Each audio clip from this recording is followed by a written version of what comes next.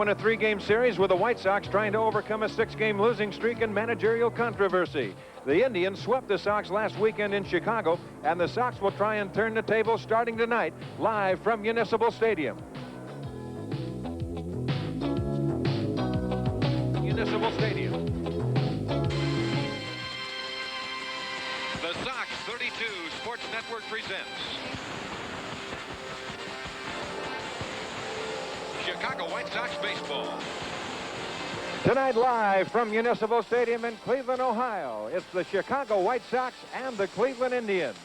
The two starting pitchers, the young and old of it, Joel Davis on the mound, a record of 1-1 for the Chicago White Sox, and veteran right-hander Phil Niekro, a record of 2-2 for the Cleveland Indians.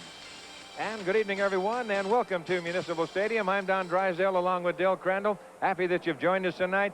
It is like, a picnic atmosphere, you might say. Here is very festive in Cleveland as the Indians have won 10 in a row, and they've won 13 of their last 16, and indeed, things have turned around on the shores of Lake Erie. And, Del, it's kind of nice to see something like this.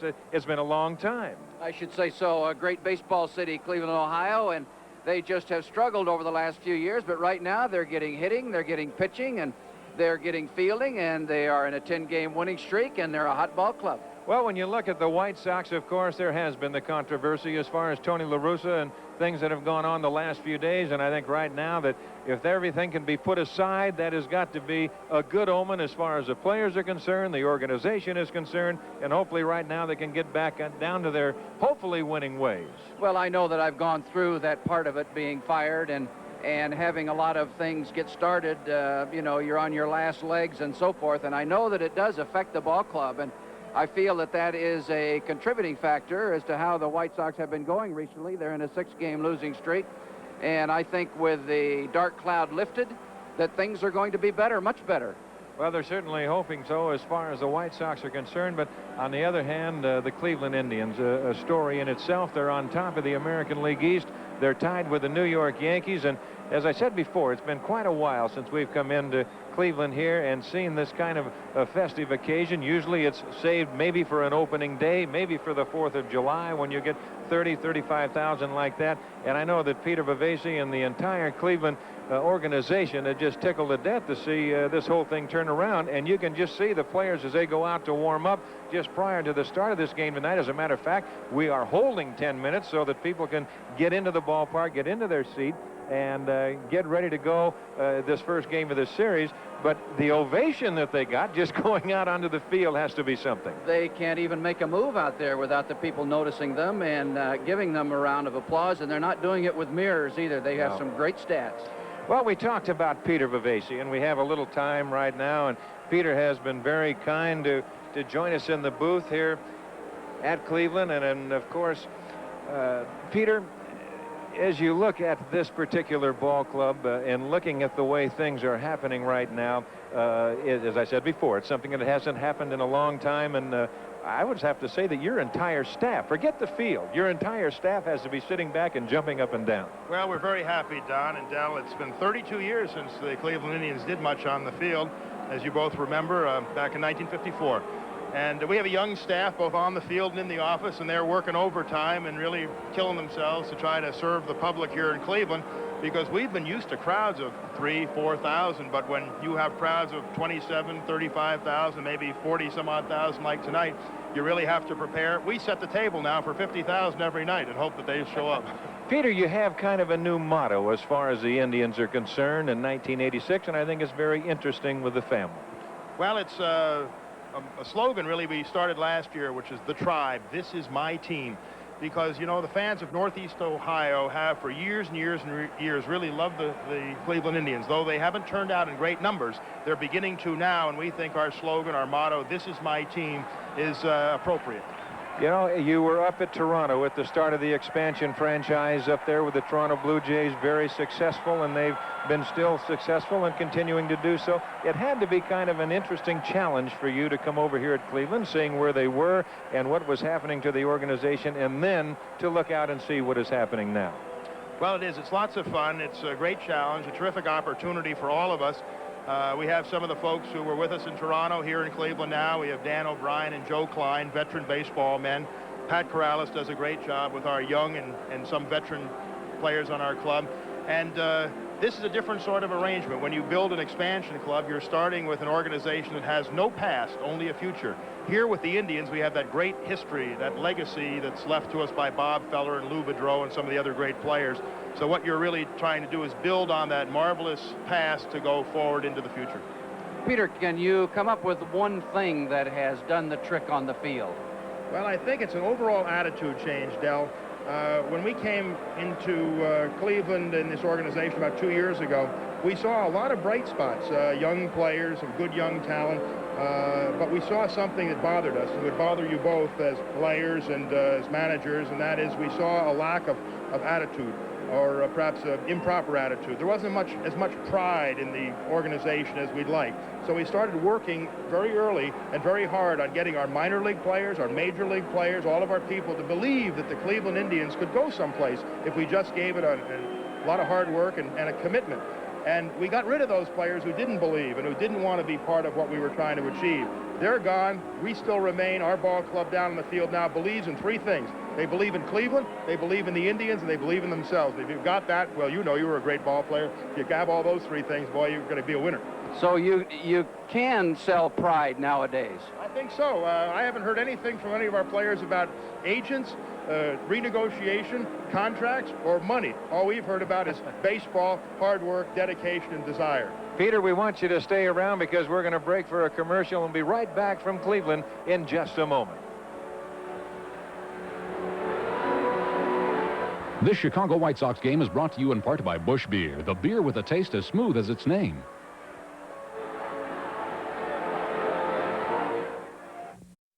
That the Cleveland Indians have won 10 in a row and 13 of 16 as you look at the Chicago skipper, Tony La Russa, coming to home plate. Johnny Gorel, the third base coach for the Cleveland Indians, out there to exchange a lineup cards. The umpires for tonight's game, the crew chief Don Denkinger behind the plate. Riley's at first, Cobles at second, and McClellan at third. It's a chilly lineup. It's a chilly night here. And Del, while they kind of sit and get themselves ready down on the field, let's have the starting lineups. Here's a starting lineup for our Chicago White Sox. Leading off and playing center field, John Cangelosi. At third base, Wayne Tollison. Right field, Harold Baines. A DH, Jerry Hairston. In left field, Carlton Fisk. First base, Bobby Bonilla. Shortstop, Ozzie Guillen. Second base, Julio Cruz. And Joel Skinner will be behind the plate. And on the mound, Joel Davis. 5 starts so far this season. This will be his 6th. He is 1-1 with a 4.15 ERA. And here's a lineup for the Cleveland Indians. Brett Butler leading it off, playing center field. Julio Franco, the shortstop. Joe Carter in right field. Andre Thornton, the DH. Brooke Jacoby at third. Pat Tabler at first. Mel Hall will be in left field. Tony Bernazard at second base. And Chris Bando will be behind the plate. And on the mound for the Cleveland Indians, the old-timer, 47-year-old Phil Niekro. 5 starts, 2-2, with an ERA of 3.34. So tonight, you are going to see a little bit of the old and a little bit of the young. Hopefully, we'll see a little bit of the old and a lot of the young if you're a Chicago fan. Tonight's umpires, Don Denkinger, Mike Riley, Drew Coble, and Tim McClellan from home plate around from first, second, and third. And we have a little bit of a chilly night. There's no question about that. The breeze is blowing straight in off of the lake, and it's blowing against the hitters, more against the left-handed hitter than the right-handed hitter. Temperature 61, wind northeast at 21 miles an hour. It's cool and it's clear, but it's breezy, and that wind is, as I said before, is going to be blowing right into the hitters' faces. Whether that will affect the knuckleball of Phil Niekro or not, we'll just have to wait and see. I think knuckleballers like to see the wind blowing in their faces. The catchers don't like to see it, I don't think, but the pitchers like to see it. It makes that knuckleball dance a little bit more, and I think if you're a breaking ball pitcher, you like to see it also. It just makes that ball bite just a little bit more. Well, Del, you know, when you look at that wind blowing in, of course, it makes one stop and think about a knuckleball pitcher as you look at Niekro coming in from the bullpen down the left field line. And, of course, a lot of knuckleball pitchers will tell you that a prevailing wind is really not what they would like to have. But on the other side of the coin, you've got to think about Municipal Stadium here in Cleveland. It is blowing right straight in, hitting this very old structure, and at times it will take a wave effect and come right back out and blow right back at you, because there is really no room up there for it to really go over unless it goes completely over the ballpark. It's very high, so consequently down there on the field, you could be on the mound looking at the flag, and that could be blowing behind you, but when you get on the field of play, it could actually be blowing in your face. And there's really no way to tell that unless you would toss some grass up in the air. Maybe it might show you that the wind is blowing a little bit differently from what the flags would indicate. So the country gentleman goes to the mound. The Indians go to the field, and this crowd indeed is aroused here at Cleveland Stadium. It would remind you many times, if you've had the opportunity to come here, of a Cleveland Brown crowd, but it is not tonight. It's a Cleveland Indian crowd, and they have a lot to be happy about. As I mentioned before, winning 10 in a row, a record of 17-8 coming into tonight's ball game, tied for first with the New York Yankees. And the old gentleman on the mound, the knuckleballing Phil Niekro.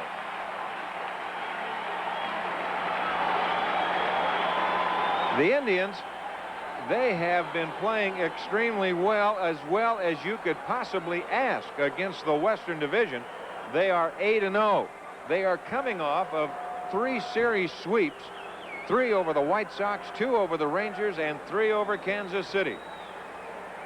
So indeed, they have been red hot, and Tony La Russa trying to get his troops rallied together and to see if they can certainly turn around and combat that and try and get themselves back on the winning ways.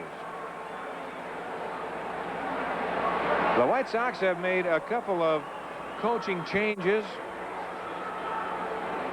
moving around and going through the minor league organization. Will be Willie Horton and Mo Drabowski. Doug Rader will sit on the bench alongside Tony La Russa. Joe Nossick has been recalled from his scouting duties, and he will coach at third with Eddie Brinkman still over in his spot at first base. And there you get a good look at that knuckleball of Phil Niekro. Haven't seen him throw too many of those lollipops, Del. No, he has not used that but once, I don't believe. And here's a Cleveland defense from left to right. Hall, Butler, and Carter in the outfield for Cleveland. Jacoby and Franco on the left side. Bernazar and Tabler on the right side. Bando behind the plate, and Phil Niekro, the pitcher. So it'll be John Cangelosi to lead it off. It'll be Cangelosi, Tolleson, and Baines to face Phil Niekro. Jacoby moves up onto the grass at third with Tabler shortened up at first. Well, I'm telling you, Don, these people are alive, and I think they appreciate what they're seeing on the field. Well, they do appreciate it, and rightfully so. They've got you put position by position, and the Cleveland Indians have an excellent ball club. Everybody in baseball will tell you that knows anything about it. The question of whether their young pitching can continue. So the first pitch is a knuckleball, taken a little bit low. Niekro saying, oh, wait a minute, where was that? Don Dinkinger behind the plate. Riley, Coble, and McClellan from first to third.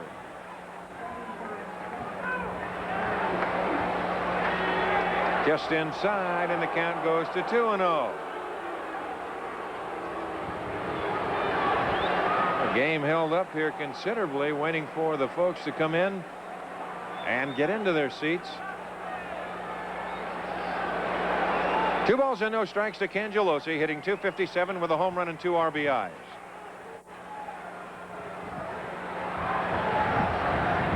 There's a strike, and the count goes to 2-1. You know, Don, we have been calling the home plate umpire Don Denginger. I think Denginger's at third base, and that's Mike Riley behind the plate. That's exactly what it is. I was looking at the back of his head, and so they have that changed around just a little bit. Dinkinger is at third. So we'll change those for you. That's bounced left side. There's Franco on the big hop, and they get it on the right.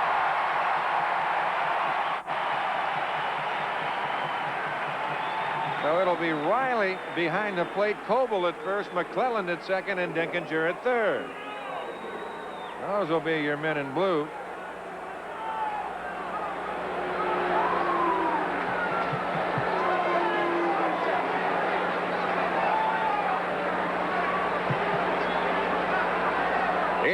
Wayne Tollison hitting .239 with a home run and 12 RBIs. Takes a strike, 0-1.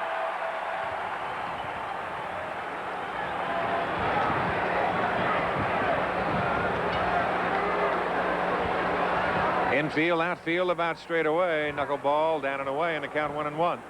Wonder if the umpires dislike calling that knuckleball as much as a catcher likes trying to catch it. I would have to think that they wouldn't be thrilled with it. That's hit to center field. It's in the breeze. Now Butler gives a little ground. Out number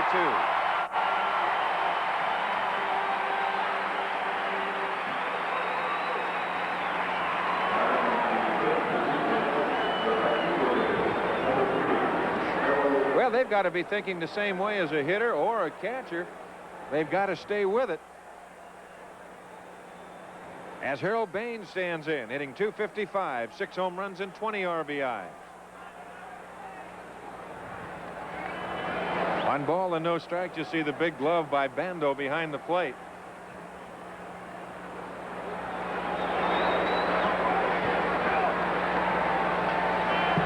First base side, Tabler's there, gives it to Niekro, and that'll do it. White Sox are gone 1, 2, 3 in the first. No runs, no hits, no errors, nobody left. And after the first half inning of play, it's the White Sox nothing. The Cleveland Indians coming to bat.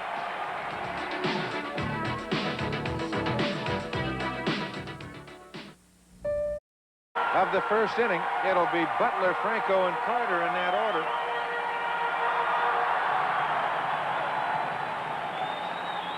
Brett Butler hitting .244 with a home run and 6 RBIs to lead it off against young right-hander Joel Davis. No decision in his last start against these same Cleveland Indians. 1-0 the count to Butler. Tollison up on the grass at third. Bonilla shortened up at first. The infield of Tollison and Guillen on the left side, with Cruz and Bonilla on the right side. 2-0 the count. The outfield of Fisk, Cangelosi, and Baines from left to right. On deck, Julio Franco.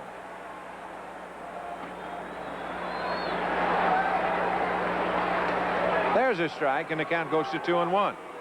Davis making his 6th start of the year, a record of 1-1 and a 4.15 ERA.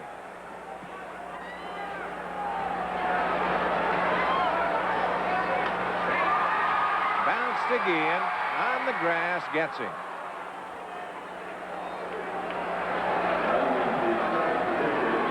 One gone, and that'll bring on Julio Franco.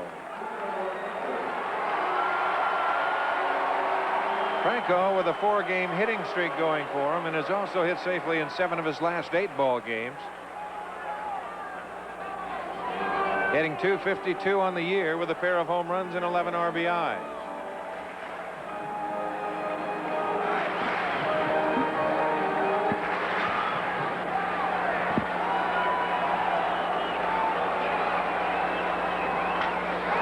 To the hole, Guillen over, big hop, and they get him. 2 outs, and that will bring on Joe Carter.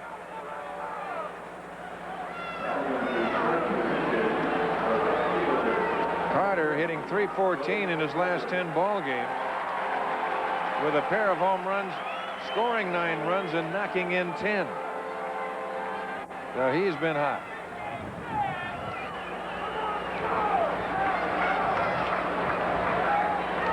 Don, this should really be a pitcher's night, I would think, with the wind blowing the way it's blowing. It's still a little bit chilly. It hasn't warmed up yet, and you should see a pitcher's game, but the thing I think that is necessary for a pitcher's game, they have to get the ball over the plate. That is the whole key, and of course it's kind of like the weather that we had and we talked about over in Milwaukee. If you can establish inside to a hitter, and you know, Del, being a hitter, that you want to try and get that barrel of that bat out there a little bit. You don't want to be jammed. So consequently, thinking like that, and then all of a sudden, if you can get into a good groove away, it should be a little bit of an advantage for the pitcher. 1-2 the count. You start protecting inside, inside, inside, and all of a sudden they start going away from you a little bit and hit a few off the end of the bat. I think that hurts more than being jammed. It really does, but you do protect against being jammed. That's the most embarrassing thing, I think, if you're a big, strong hitter particularly. 2 balls, 2 strikes, 2 outs. No score. We're in the bottom half of the first inning. Full count, 3-2 with Andy Thornton on deck. I don't think Carter thinks it's very cold. He doesn't have on a long sleeve shirt down there. He is trying to become acclimated to this cold weather. Walks him.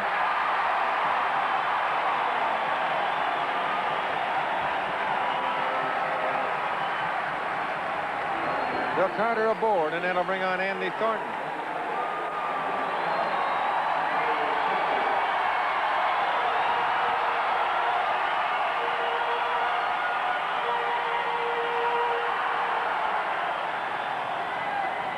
Carter has excellent speed, but is really, as of now, what you would consider a base stealer. There you see the numbers on Thornton. 196, 4 home runs, 13 RBIs. He's stolen but 2 bases this year. Stole 24 last year, though, Don. Yep. And, you know, he was hobbling a little bit with a bad knee, I think it was, at that time.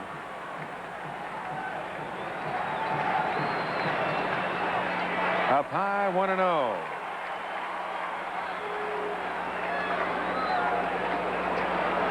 .320 down each line here at Municipal Stadium. It's .377 to the left field power alley, .385 to the right field power alley, and .400 straightaway center. Pops him up, and then we'll see what the wind does with that. Here comes Joel Skinner. It's up in the breeze, and that's way back into the seat. So that will tell you what that wind is doing, and it is really blowing. Really looked like a ball, Don, that Skinner was going to be able to catch up to. But as you can take a look at that flag, it's blowing in, and that ball just got up in the wind and blew into the seats, way back into the seats.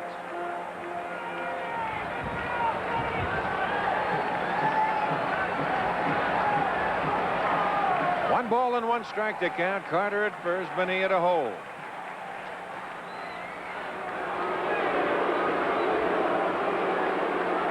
See Davis, a very big, deliberate 2-part move to first base.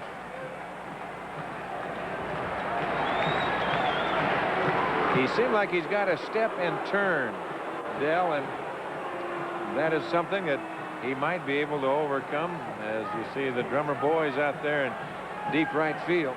Oh, I'm sure he can help himself with that move an awful lot.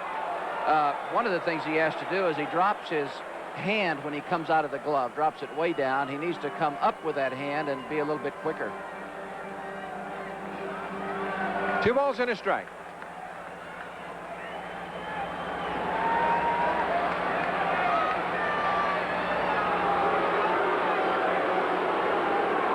You know, unfortunately, Don, that's the way he picks up a bunt and throws it too. That's right. He has a 2-parter there also. That's high. The count 3-1.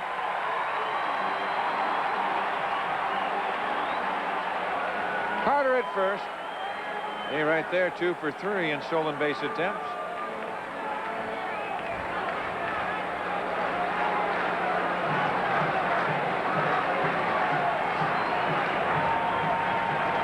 There he goes, and he walks him. You know, you talk about the stolen bases, Don. They really haven't attempted too many steals. They have only stolen 14 for the season, and compare that to the White Sox 33. So they're getting some hitting, and they're not having to run as much in order to manufacture some runs. Well, the Indians coming into tonight's game with a team average of .283. As Brooke Jacoby stands in, hitting .351. 4 home runs, 18 RBIs. He's hit safely in 6 of his last 9 ball games. Had a pair of home runs, 4 doubles, scored 8 times, and knocked in 7.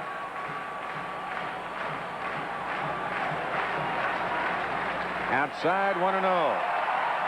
Carter at second, Thornton at first.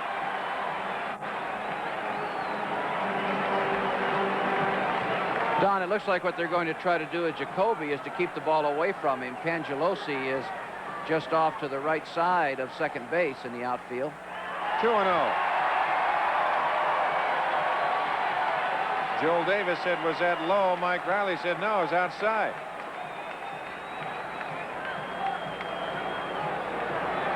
And here comes Dave Duncan.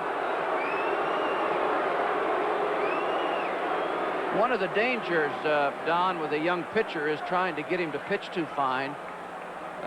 In his stage of development, he just might not be ready to do that like a Seaver can do it, or a Dotson maybe.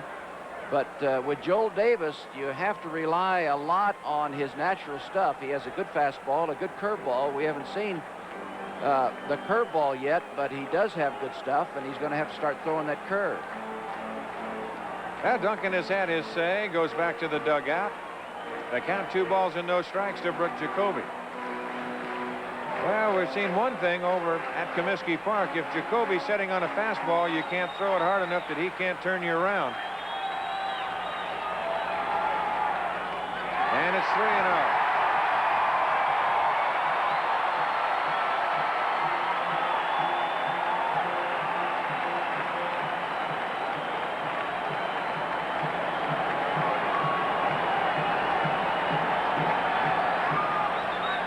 There's a strike, and the count goes to 3-1.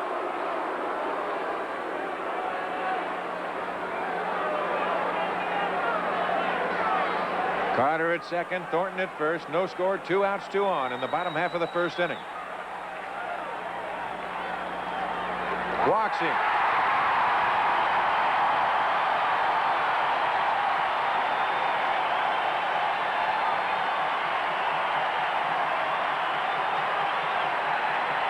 Well, how to go from an easy-looking inning to a difficult inning right here, Don. Boy, and I'll tell you, the man standing at the plate, with the bases loaded, he's 2 for 3 with 3 RBIs this year. And here's a number in his career. Pat Tabler's hitting .632 with 2 home runs and 57 RBIs, going 24 for 37. And here he is. And here he is. But you might turn that around and just make another time at bat right here. So you have Carter at third, Thornton at second, Jacoby at first, and Tabler the hitter.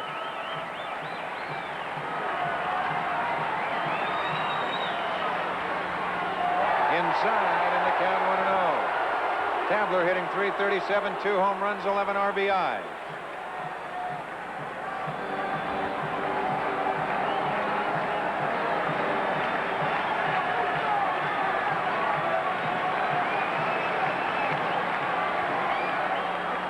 There's a strike, and the count goes to 2-1.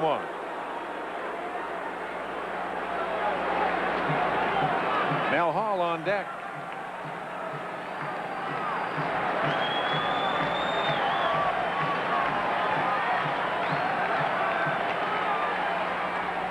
Went after high fastball, the count 1-2.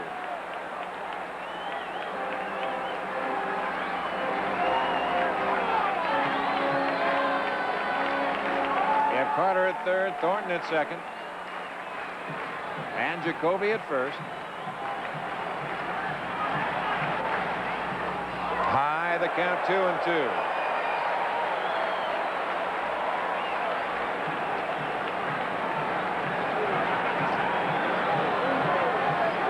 Lights on, but right now not taking their full effect.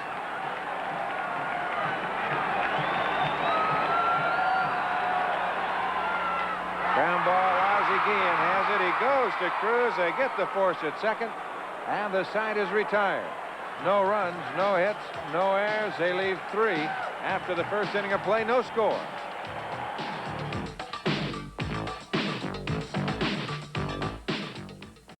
They're not going to hit. No, I know that, but I mean when you're reading them.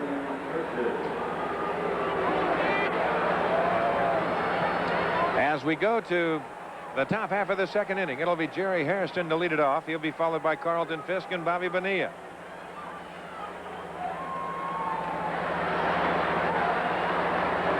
See the numbers on Jerry at .345, 2 home runs, 7 RBIs.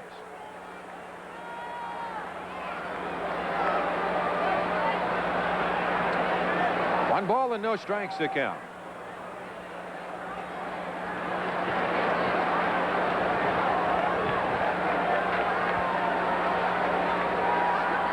Knuckleball a little bit low. Niekro 16th on the all-time win list, 3 behind Eddie Plank. He is 4 behind Tom Seaver. There's a strike, and the count goes to 2-1. Where's old Hoss Radburn in all that? Old Hoss? Old Hoss Radburn is number 12. He has 308.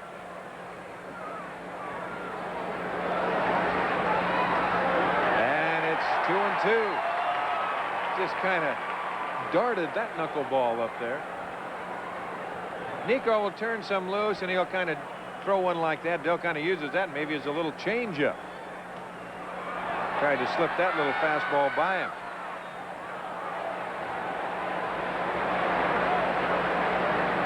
Niekro on the all-time strikeout list ranks number 7. In games started, number 7, 663. In games pitched, he is 10th with 810. Hit to right field. Carter is there. One away. Don, he's also been a pretty good fielder, too. He has 5 Golden Glove awards for being the best fielder.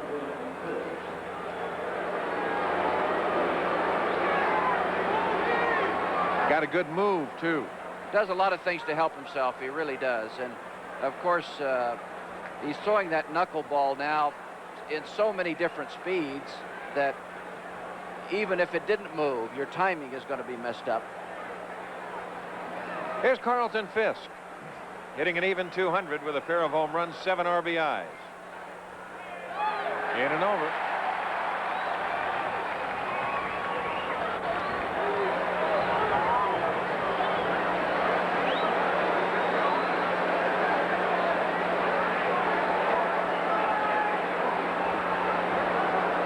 And threw that one just a little bit harder. 1 ball and 1 strike.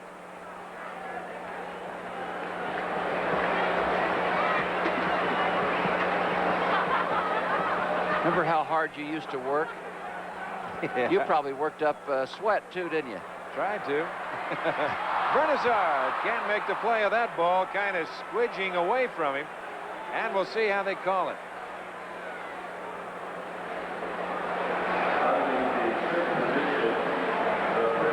That'll be an error on Bernazard. There's a ball hit to right field. A good pitch by Niekro, and Carlton got a piece of it. There you see Bernazard reaching down to pick it up, and they're going to give him an error. Tough play, though, for Tony. It looked like Tony had too many clothes on. Couldn't quite get down there. Bobby Bonilla can't get the breaking pitch, and the count is 0-1. So Fisk at first, 1 out. We're in the top half of the 2nd inning. No score in the ball game. First of a big 3-game series here in Cleveland.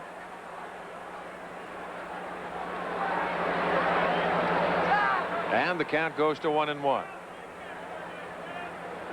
The thing about Niekro, they've called a few balks on him, and where you have to really watch is at times when they'll call a balk on Niekro will be when he will fake to first base. That's it down the left field line. There's a long way to go for Mel Hall, but it's up in the wind, and he can't get it.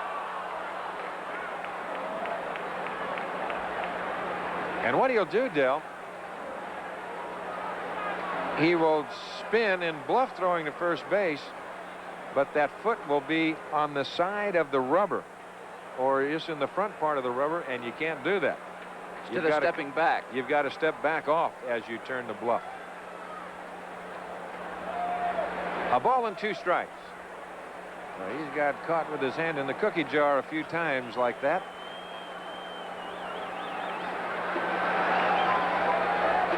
A little bit low. The count goes to 2-2.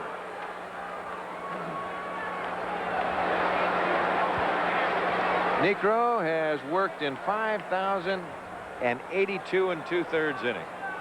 Boy, that is a lot of times walking out to that mound. There's a base hit center field. Butler right there plays it on a long hop as Carlton Fisk will move to second base, and the White Sox have runners at first and second with Ozzie Guillen, the hitter. First hit of the ball game for the White Sox as Niekro tried to slip that fastball by him.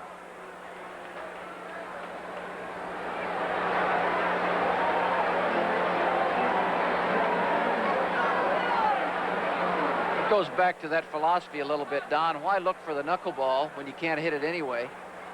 You might as well stand up there and wait for him to throw you a fastball. He does like to throw some to hitters. There's no question about it. He relies on the fact that you're looking for the slower pitch, the knuckleball, and gets it by you just enough. Ozzie Guillen, a high pop, shallow left. Mel Hall right there. Makes the catch with a little bit of an adventure.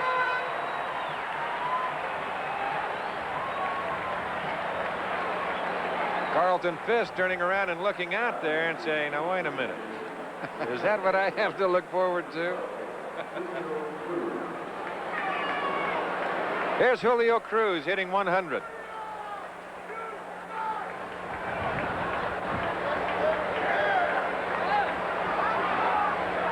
Cruiser at second base tonight.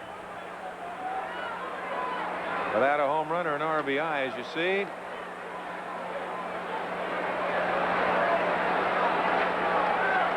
Fisk at second, Benet at first. Knuckleball a little bit low. The count 1-0. On deck, Joel Skinner.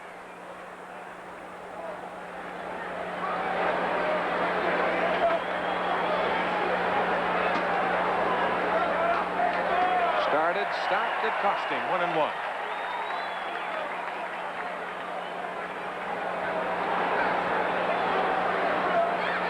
You notice that white thing on Julio Cruz's front foot. That's to protect that bad toe of his that he had to have operated on this winter. 2 balls and a strike. There's a better look at it. He has a toe that really is giving him some problems. He's had it worked on, and he gets it worked on, but he's trying to protect it against a possible foul down into that foot. High to right. Carter is right there. And that'll do it. So the White Sox are gone in the second. No runs on a hit and error. They leave a pair. And after 1.5, no score. Second inning, it'll be Mel Hall, followed by Tony Bernazard, then Chris Bando in that order. No score in the ball game. Hall hitting .204 with a pair of home runs, 9 RBIs.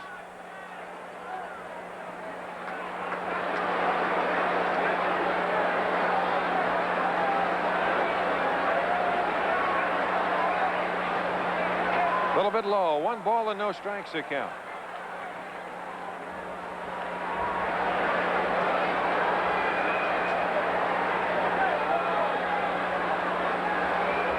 That's a little high. 2-0.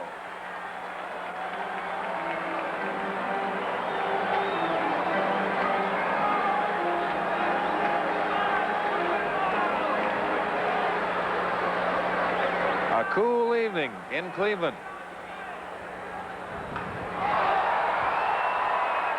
Foul way down the left side. That's back up into the second deck.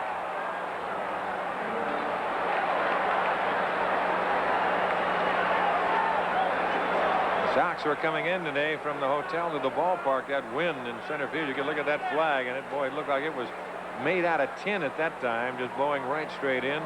Still blowing in at a good clip. This kind of weather here, Dell, this old ballpark will not thaw out till about July. That's hit down the left field line, hit well. Fisk going over, way back in the corner. Can't get it. Against the wall. Hall to second base, and he'll hold there with a double.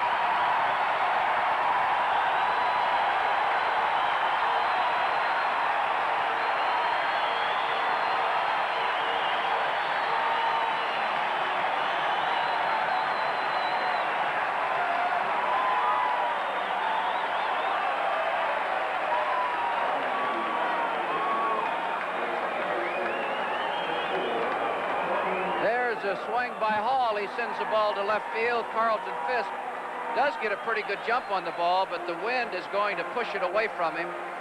And as he gets to the wall, he can't quite get to the ball. The ball hits the wall, drops at his feet. It's a double for Hall. That ball hit a long way into that wind, and like you say, Dale, coming off of the left-hander's bat, that's going to be slicing to start with, and the wind helping at number 2. That was a tough play. Here's Bernazard. Breaking pitch in and over. Tony hitting .279, 2 home runs, 11 RBIs.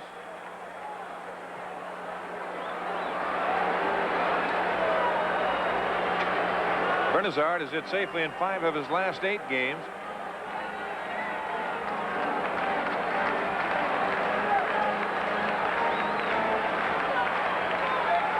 Backed out, looking at another sign from Johnny Gurl. See if Pat Corrales has anything. He does. Bunt fouled away.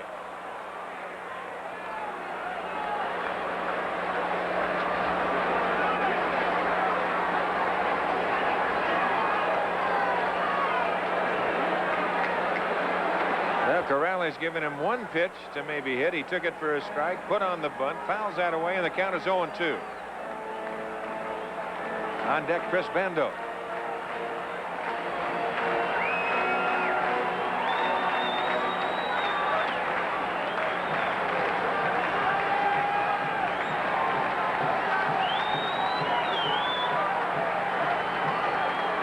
Outside, 1 ball and 2 strikes to count.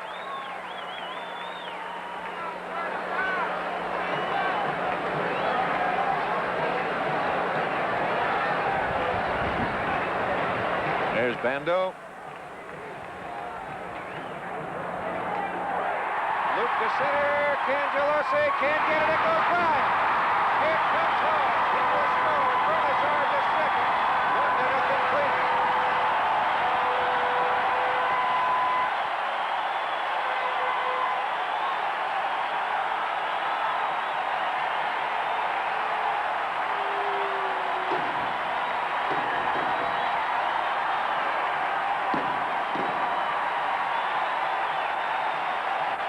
See Cangelosi come in thinking he's got a shot at a shoestring catch, but you saw how far it hit out in front of him, got him in a middle hop, bounced on past him. There's Hall coming around to score.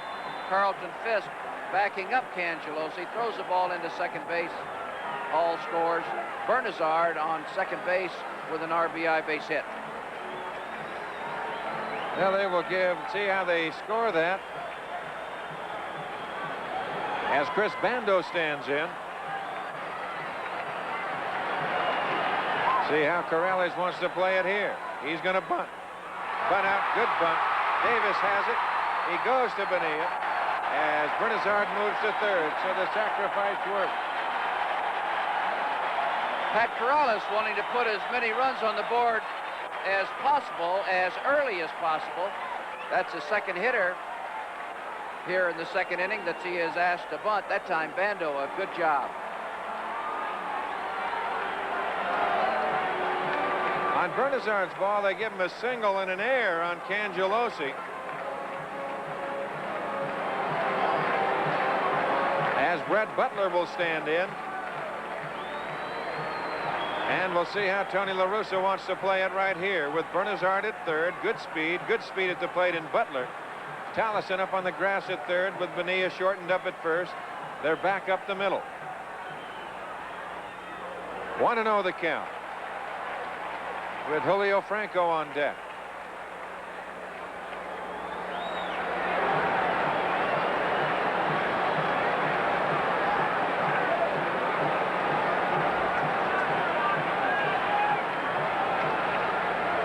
High 2-0. There's Franco.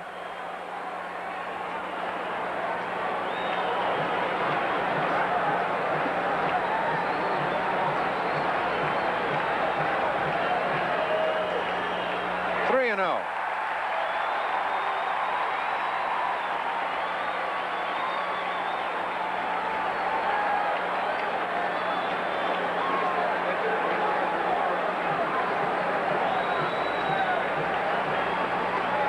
Him on 4 pitches. Now you've got speed at first in Butler, and here's Franco. 4th walk issued by Davis. as Tolleson will come in and talk to him. Now runners at the corners with Bernazard at third, Butler at first. So you'll have to keep an eye on him. Davis with that slow delivery. Brett with 4 stolen bases so far this year. The infield will look for the ground ball in 2. And they will keep him close, or try to. With Joe Carter on deck.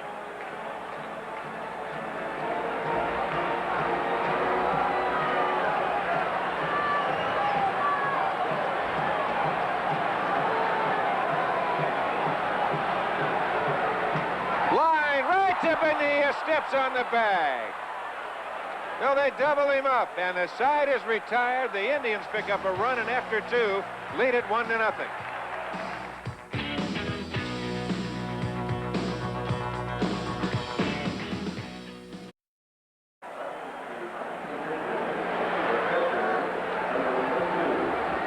Go to the top of the third. Cleveland out in front of Chicago 1-0, and they were fortunate to hold it to 1-0. There's a ball just smoked off of the bat of Franco. You saw his reaction. The ball hit right at Bonilla, who had to really protect himself to come up with that ball and hold Cleveland to 1 run. Here's Joel Skinner, takes outside in the count 1-0. Skinner hitting 163 with 5 RBIs. A run on 2 hits, 1 error for the Indians. No runs, 1 hit, 1 error for the White Sox. Down low, the count 2-0.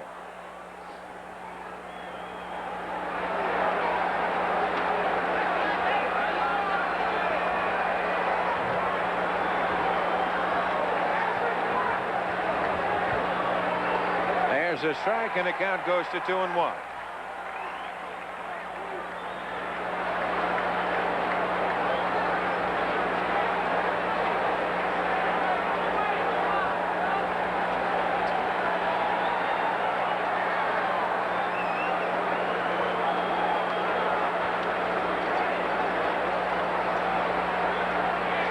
And it's 3 balls and a strike with John Cangelosi on deck. Niekro a little unhappy with himself.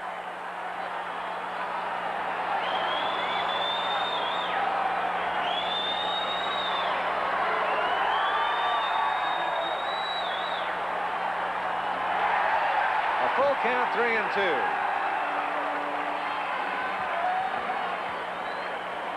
47-year-old Phil Niekro. White Sox in the last week have seen a lot of the Niekro boys. Ground ball hit to Franco. He has it and throws him out. Make your plans now to attend a White Sox game with a group of your friends. Sox baseball is always more fun when it's enjoyed with a group. Call the Sox Group Sales Office during regular business hours at 924-1000 for information on group discounts, private parties, and fundraisers. Here's John Cangelosi, who bounced to short his first time at bat.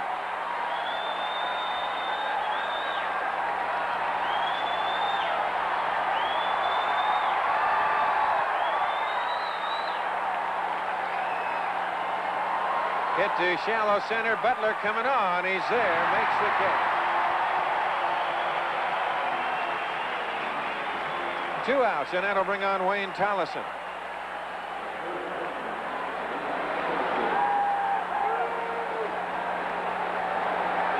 You were talking about working up a sweat. Sometimes you wonder if Phil ever does that the way he pitches right now. Yeah, that's what I was getting at. You had to work so hard, and I don't even know if he works up the sweat or not. I wonder if he showers after the game. Well, you know, you had the opportunity to, I believe, to catch Niekro when he first came to the major leagues. No, I was already gone. Were you gone? Yeah, he came up in late in '64, and I'd been traded at that time. 1 ball and no strikes to count. Bunt by Tolleson. Niekro has it, and they can't hold on to it. If Tabler catches it, they have him, but the ball and Tolleson just about got there at the right time, and we'll see how they call it.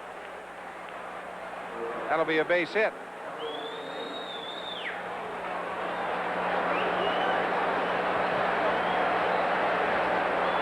And that will bring on Harold Baines. You're going to see Necro get off of that mound as good as he can. He picks it up, and I think the ball gets away from him just a little bit. The grass might be a little damp. You see the ball into the runner. Baines in a high pop.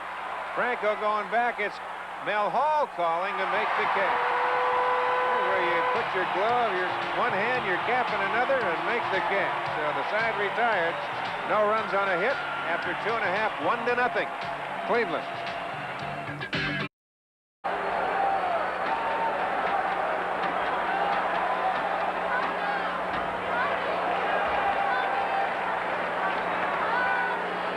Joe Carter, who walked his first time at bat.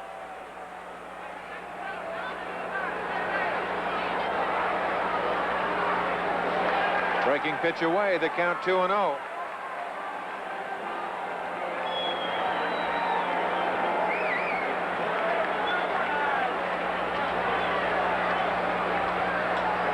Little looper to right. Baines coming in a hurry to make the catch.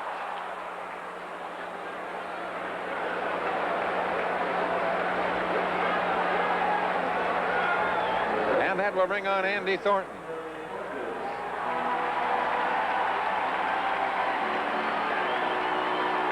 Thornton walked his first time at bat.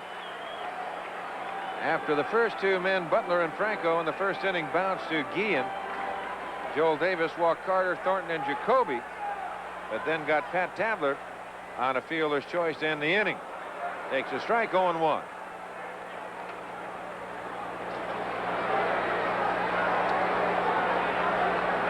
Jacoby on deck. Up high, 1 ball and 1 strike.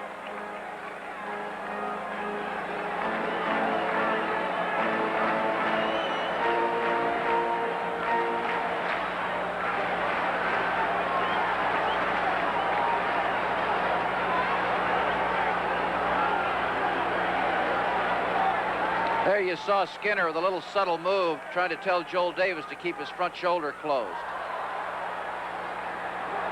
A ball and 2 strikes.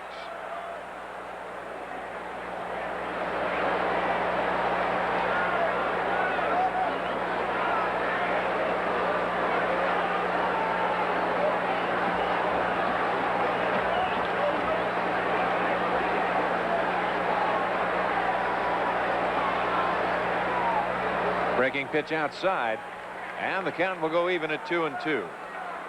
1-0 Cleveland. We're in the bottom of the third.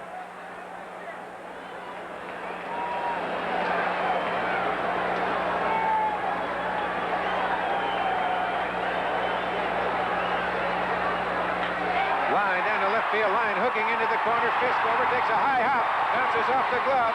Thornton on his way for 2. The throw cut off by Guillen, and he's there with a double. Ozzie couldn't find the handle.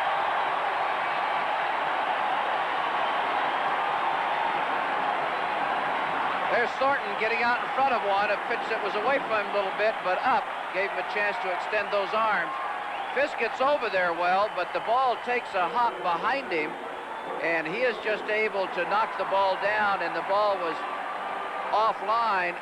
Watch his throw now. See the ball take a hop behind him. Now he picks the ball up. Ozzie lines himself up, and he feels the ball is offline, as you saw Julio Cruz move away from second base, and Guillen, in his attempt to relay the ball, missed it.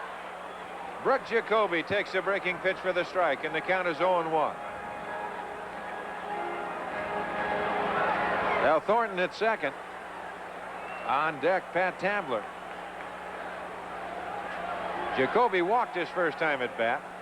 High, and the count 1-1.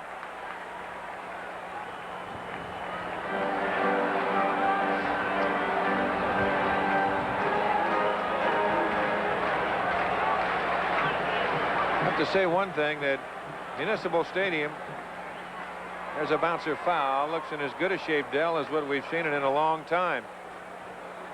And a lot of that, as you saw that grass out there, you can kind of just look at that grass out there in the outfield and just assume that they've got some new seeding out there. And depending on how high that grass is really cut, That can make a difference a little bit, the way that ball popped up to Carlton Fisk. You'd wonder if that grass was a little high up there to make that ball pop and not skid. Yeah, if it's new grass, you have to let it grow a little bit, of course. That's it, high, right center, way back, going back. Cangelosi can't see it, but Baines does. Tagging is Thornton. He'll go to third. Cangelosi lost it. Well, that can certainly happen this time of night. But with the lights as high as they are here, you just have to keep your eye on it. There you see the ball hit high to right center field by Jacoby. Now watch the reaction of Cangelosi right then. You see him raise his hands. He said, I can't see it. Of course, Baines was right there. He was able to make the catch. Yeah, that'll bring on Pat Tabler with Mel Hall on deck. Tabler hit into the fielder's choice in the first inning to end it.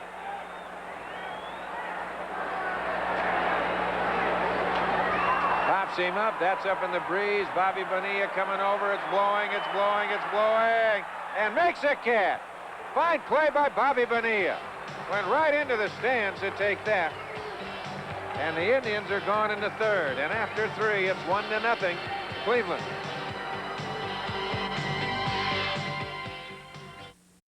Palm Bay, Florida, KLJB in Davenport, Iowa, and of course our flagship station, WFLD TV Fox Incorporated in Chicago. Here's Jerry Hairston, who flied to right his first time at bat, 0 for 1. 1-0, the Indians on top, top of the fourth.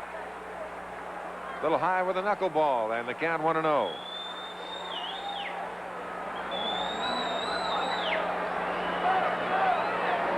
Outside, 2-0 the count.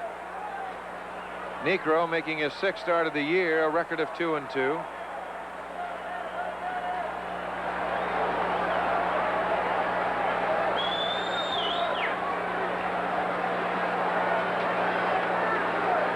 And it's 3-0.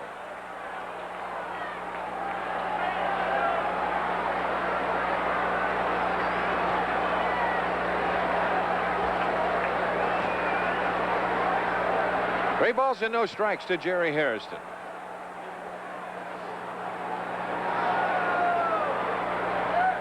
Walks him.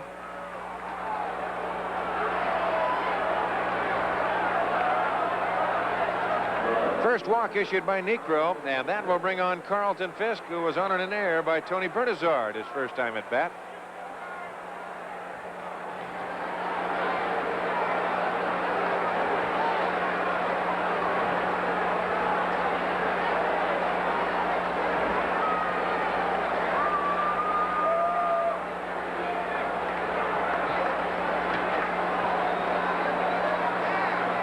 Inside the count, 1 ball and no strikes, and Bando wants to have a little talk with Niekro.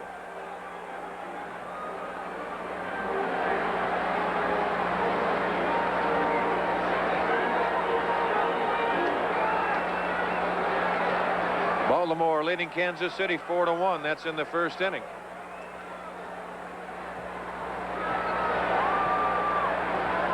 That's where the White Sox will travel after this weekend series with the Indians. 2 in Baltimore, 2 in New York with the Yankees. Shot, foul, down the line.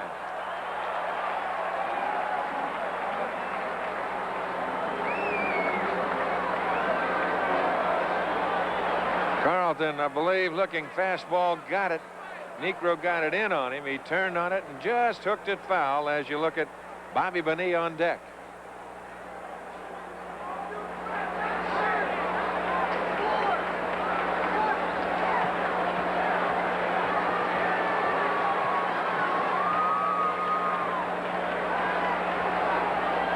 A ball and a strike.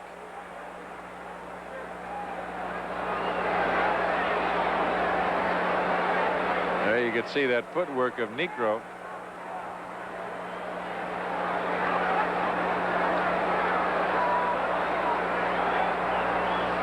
Knuckleball a little high, and the count 2-1.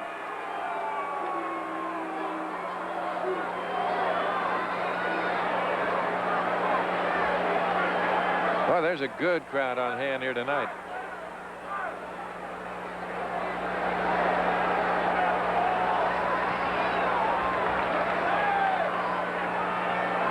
count goes to 3-1.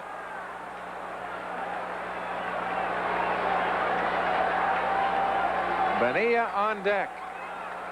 Harrison at first. Nobody out. We're in the top of the 4th. The Indians on top, 1-0.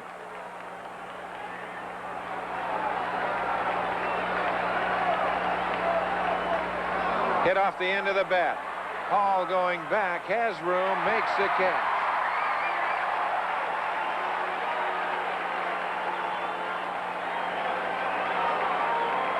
One out, and that will bring on Bobby Bonilla.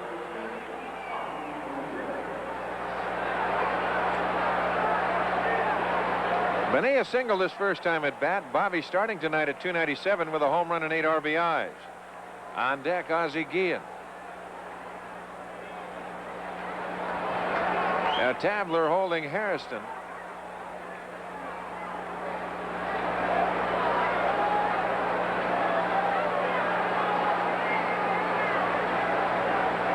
Trying to get Hall's attention in left field. Outside in the count 1-0. Butler now trying to get Hall's attention. Trying to get him over just a little bit. Somebody down in that Cleveland dugout trying to move him around. Hard, and it's a fair ball. They go to Niekro, throws it over his head. Harrison to third.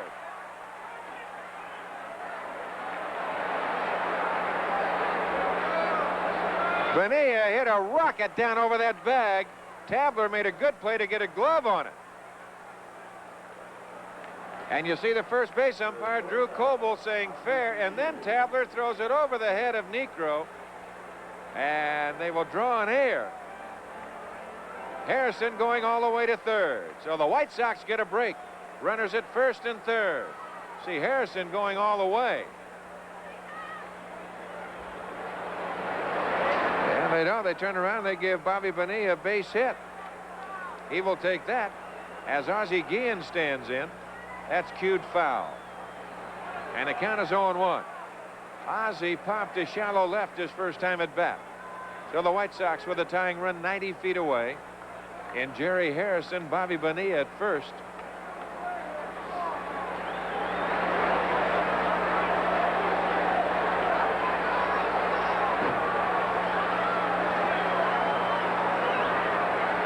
A ball and a strike the count. On deck, Julio Cruz.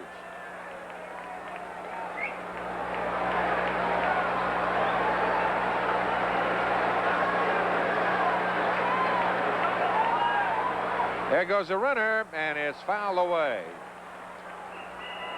So Bonilla will come back, and the count, a ball and 2 strikes. Tony La Russa just hoping for contact and not a line drive at somebody, trying to send Bonilla to stay out of a double play. So the count, a ball and 2 strikes.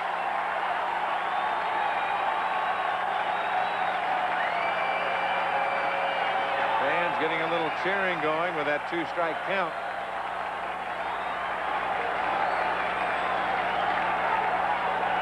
Ground ball to Bernazard, could be 2. Franco for 1, and they double him up. The first time that we've seen the hooper from Niekro. And the White Sox are gone in the 4th inning. No runs on a hit to the bottom of the 4th. 1-0 Cleveland.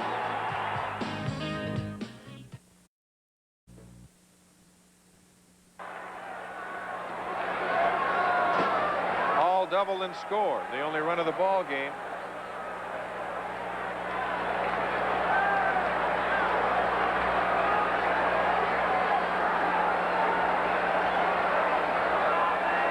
Oh, 1 the count. Tony Bernazard on deck.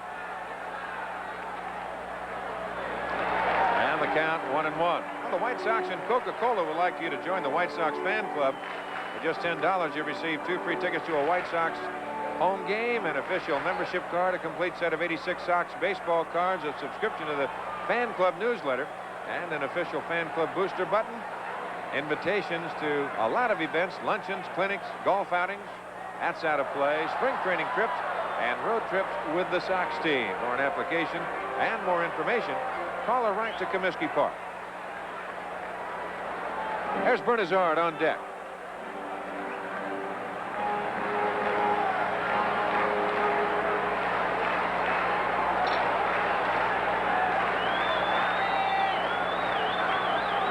A ball and 2 strikes to Mel Hall.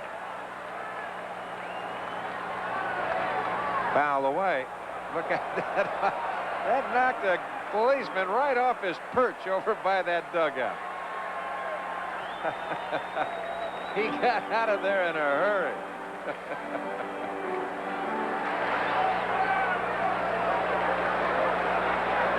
1 ball and 2 strikes to count. He hadn't moved that fast, I'll guarantee you, in a little while. Check swing, bouncer to Bobby Bonilla. He underhands to Davis, and Hall was halfway down the line. 1 away to Tony Bernazard.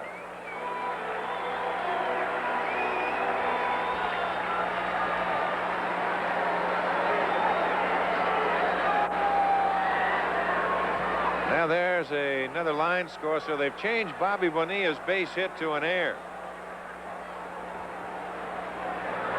Well, to give the Indians 2 errors, take a base hit from Bonilla and the Sox.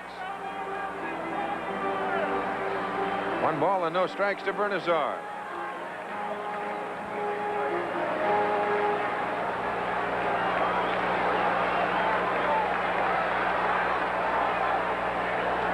Up high, 2-0. With Chris Bando on deck.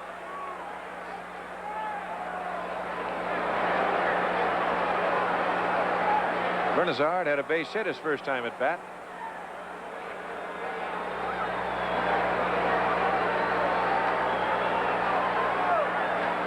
Out of play to the left side. The count goes to 2-1.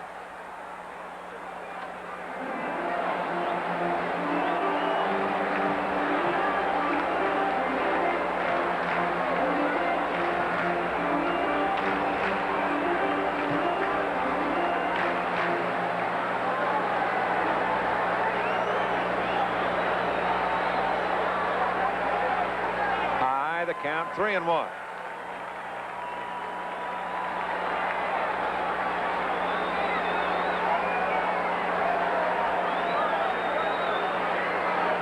You're working here at Municipal Stadium, kind of like County Stadium in Milwaukee. The one thing that you want to pitch against is down the line. And that's hit down the line, but it'll drop in front of Baines. Jammed him on the pitch, so Bernazard's aboard.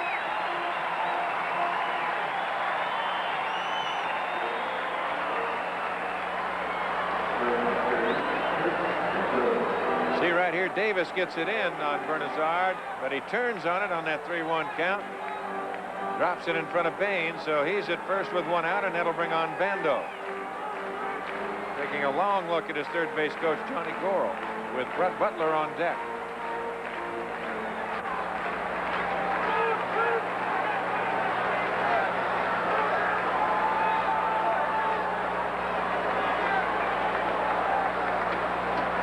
Up high, 1-0. Davis wants another ball. And of course, on a night like tonight, what you've got to be so careful about is the slickness of the fingers on a cold evening. Technique grow a little bit different with a knuckleball.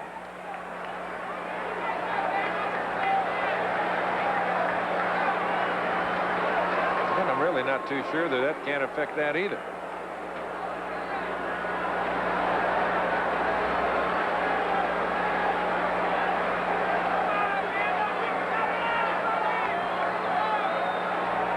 Pitch out, nowhere. 2-0. Now you might see something. 2 balls and no strikes.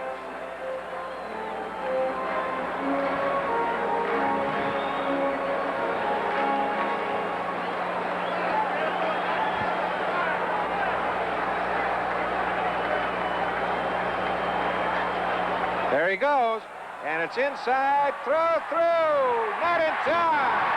Ian says, no, no, no. Tim McClellan says you got him a little high.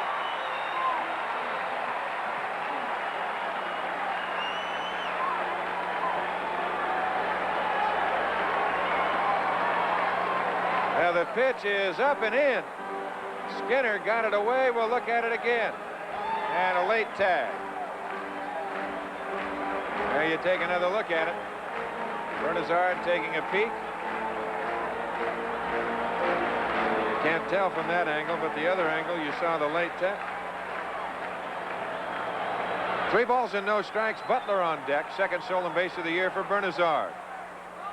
There's a strike and the count 3-1. Kind of the reaction of Bando causing the fans a little Bronx cheer.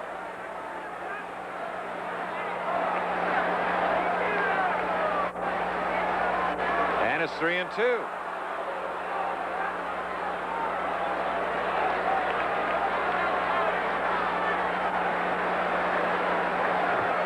A full count to Chris Bando with Butler on deck. Struck him out. First strikeout for Joel Davis. So getting Bando 3-0 came back to get him. And that'll bring on Brett Butler. Take a look at that last pitch. Just high heat. And Bando cannot get on top.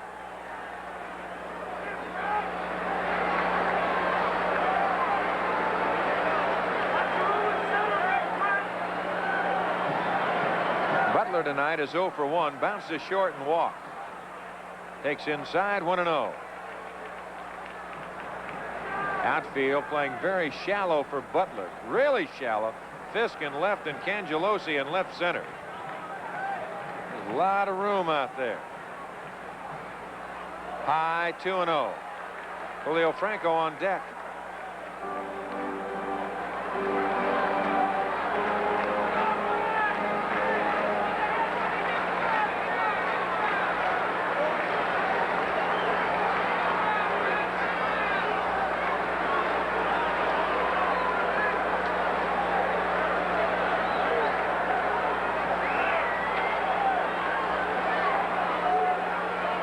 And it's 3-0.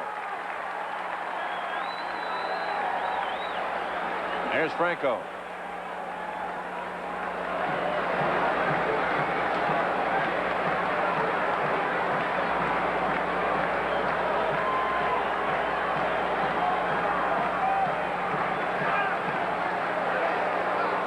Three balls and a strike to Butler.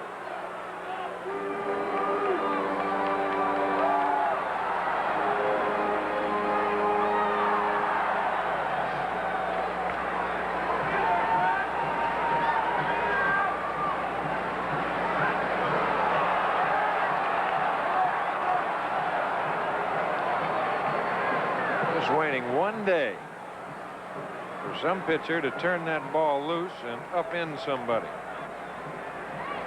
Give you that time while you're in your motion. Nobody with stirrups on either. 3-1 the count. There's a strike and the count goes to 3-2. Butler doesn't like the call.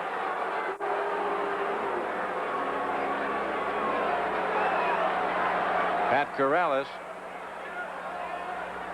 down in that Cleveland dugout. Pitching coach Jack Aker. Full count, 3-2, 2 outs.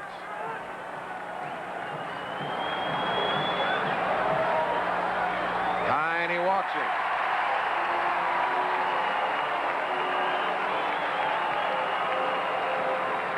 That's the 5th walk issued by Joel Davis, and here comes Tony La Russa, as Julio Franco will be the hitter.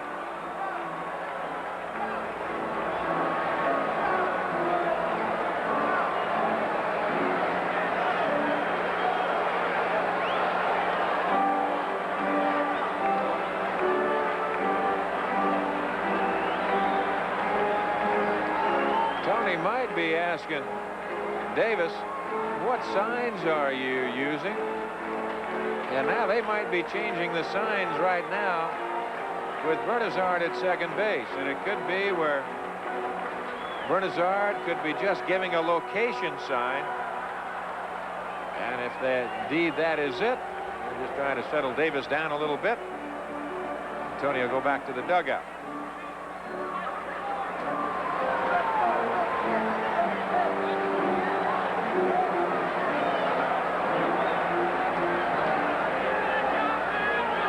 Now here's Julio Franco. It was bounced to short and hit a rocket to Bobby Bonilla at first base with runners at first and third. Bobby staggering with the catch, stepped on the bag for the inning-ending double play. That was in the second. As right-hander Dave Schmidt gets up and starts to throw in the Sox bullpen. Breaking pitch high. The count 1-0 with Joe Carter on deck. 1-0 Cleveland. We're in the bottom of the fourth inning. Dave Franco deep in the box.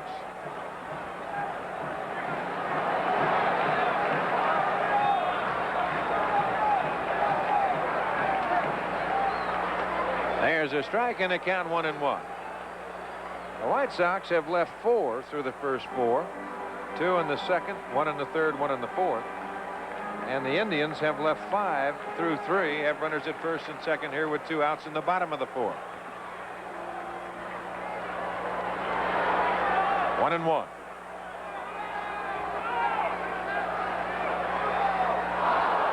One and two the count.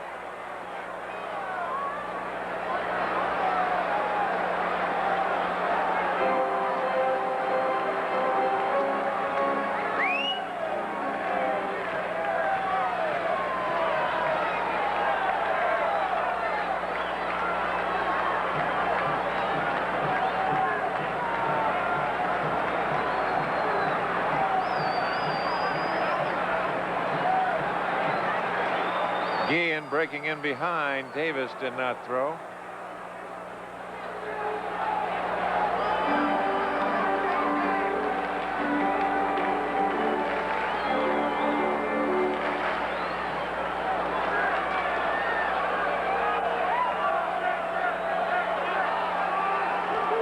Bernazard at second, Butler at first. 1-2 to Franco. Ground ball hit to Guillen. He'll underhand to Cruz. They get the force at second and the side retired. We're through 4 from Cleveland. 1-0 Indians.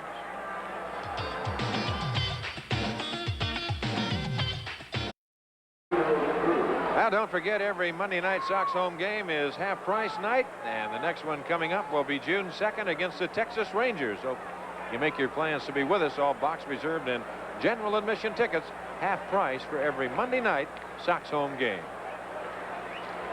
Here's Julio Cruz as we lead off the fifth. Outside, 1-0. Cruz flied to right his first time at bat.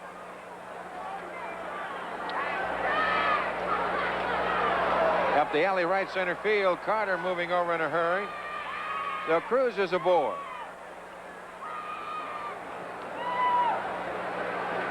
That is the third White Sox hit, and he'll bring on Joel Skinner.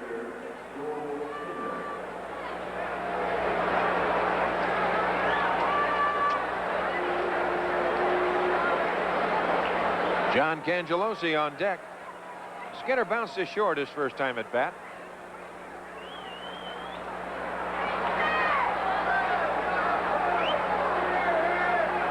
Bunt attempt foul away. Tabler coming over can't make a play. Skinner just trying to loosen himself up at the plate, and we'll see how Tony La Russa wants to play it again. Cruz at first, leadoff single here in the top of the fifth. There's some papers getting away out there in left field, left center field.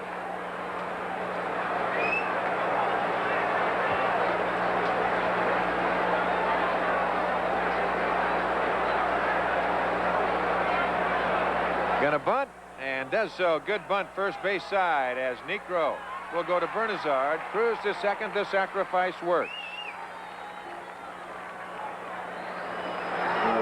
1-4 if you might be scoring, and that will bring on the leadoff hitter, John Cangelosi. There's the bunt by Skinner.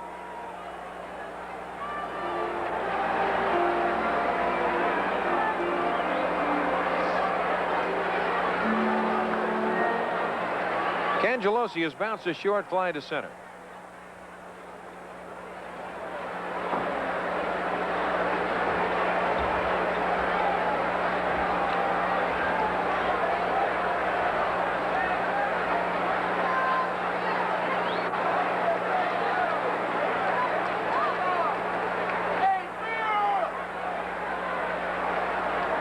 Tabler even with a bag at first. Jacoby up at third, and knuckleball up high. The count 1-0. See where Jacoby is, right at the cut of the grass at third.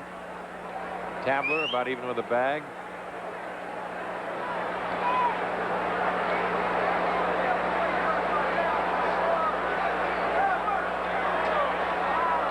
Two balls and no strikes.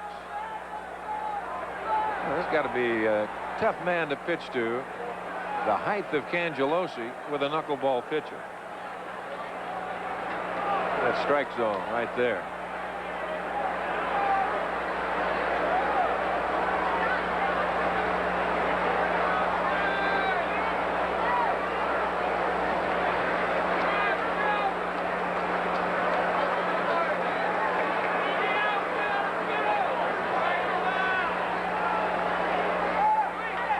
There's a line drive, base hit, right center field.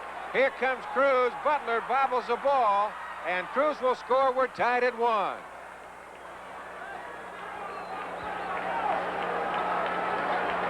Now Cangelosi with a base hit to right center.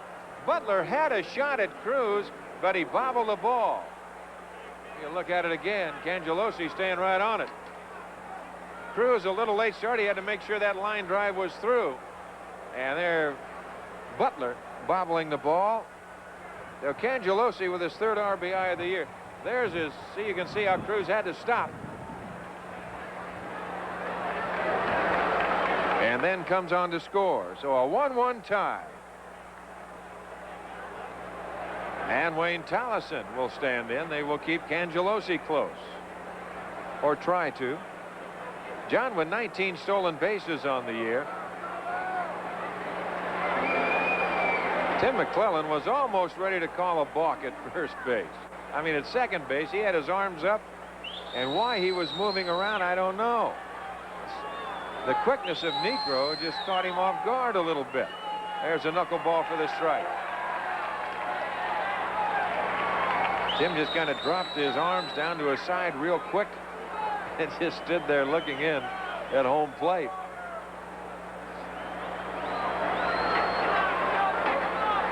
On the count. Cangelosi a good lead. Negro gets rid of the ball in a hurry. John. Now we'll go back to the bag. See if Bando does anything right here with the count 0-1. Bunt attempt. Good bunt. Negro in a hurry again and gets him this time. Boy, there's an excellent play by Negro. That was a super bunt by Tolleson. You couldn't ask for anything more. Tolleson had that ball right down the line. Look how quickly Negro gets over there at 47 years of age, and he makes an excellent play.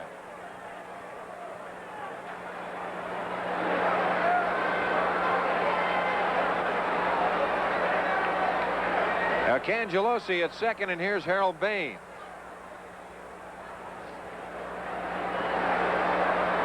They give Tolleson a sacrifice, but he was trying to beat that ball out. Harold, what a play by Bando. That knuckleball really diving in. 1-0 the count. A 1-1 tie here in the top of the 5th inning. A run on 4 hits, 1 error for the White Sox. A run on 4 hits, 2 errors for the Indians.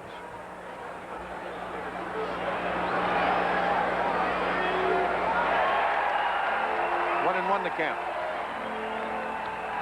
Jerry Hairston on deck.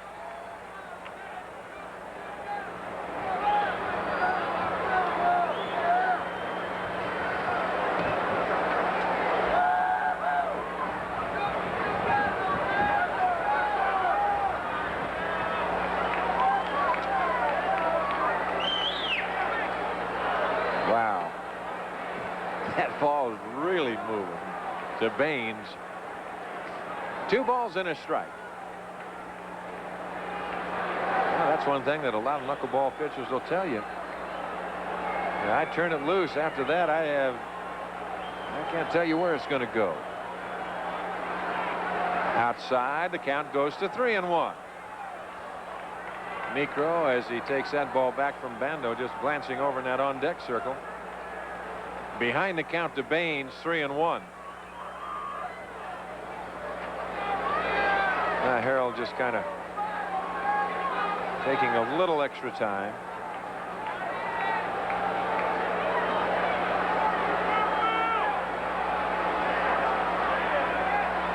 That'll be ball 4.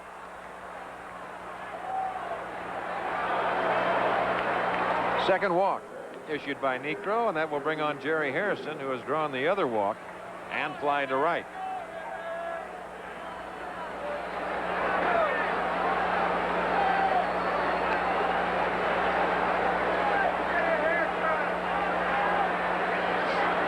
A 1-1 tie.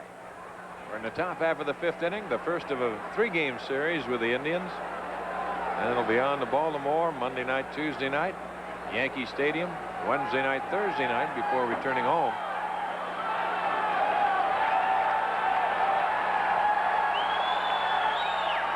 Down low, saved by Bando.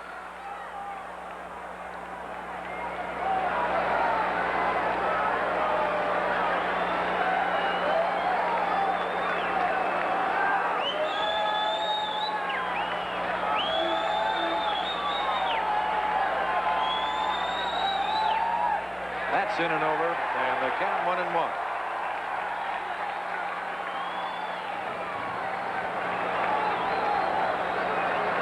DeFranco trying to jockey in behind Cangelosi if he can, keep him close. He threw that a little harder, and the count is 1-2. So Niekro out in front, a ball and 2 strikes. Didn't like the feel of that one.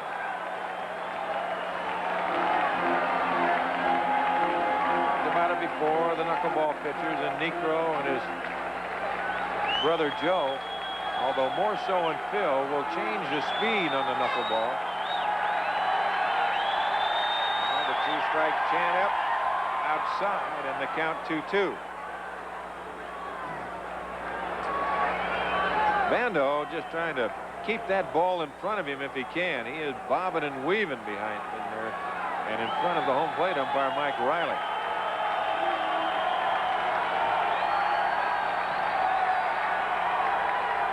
Outside, a full count, 3-2, and the runners will be off with a pitch.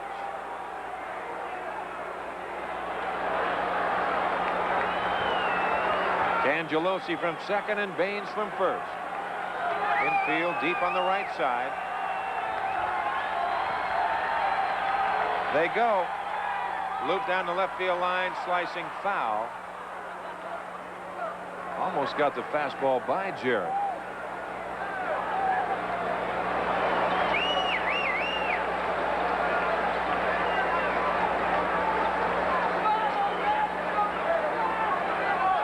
Cangelosi back to second. Baines at first. Full count, 3-2 with Carlton Fisk on deck.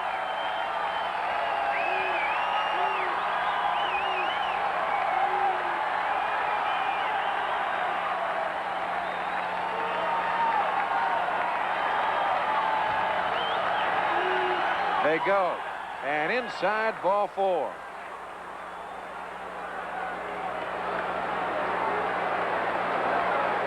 Well, Cangelosi to third, Baines to second, Harrison at first. Third walk issued by Niekro, and that will bring on the pitching coach, Jack Hager, going out to the mound.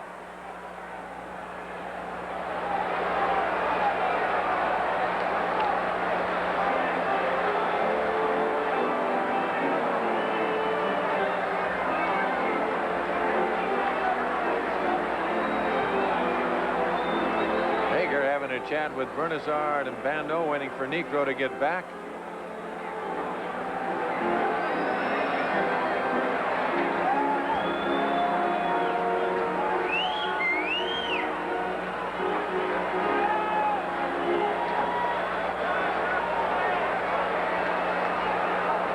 Well, they have their little chat.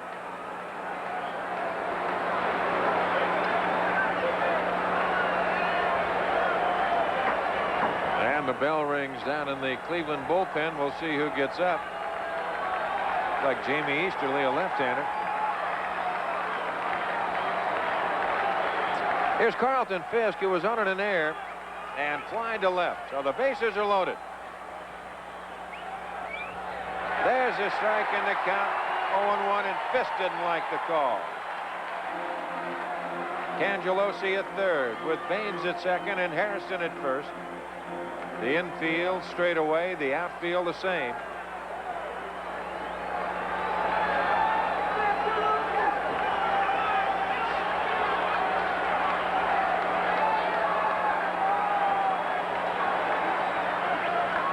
A line drive down the left field line. Hall moving over. He's there to make the catch. Just get it on the button, but right to Hall. And the side is retired. But the Sox come up with a run on 2 hits, no errors, and they leave 3 to the bottom of the 5th inning and a 1-1 tie.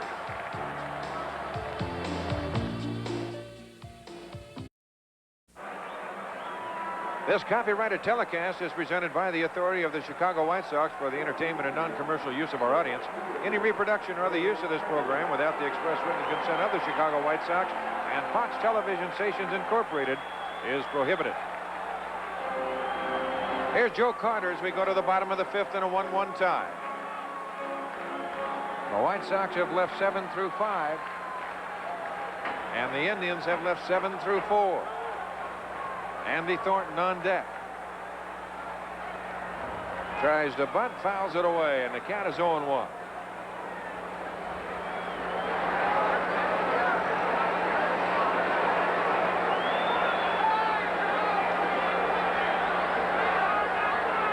Davis has allowed a run on 4 hits. He has walked 5, struck out 1.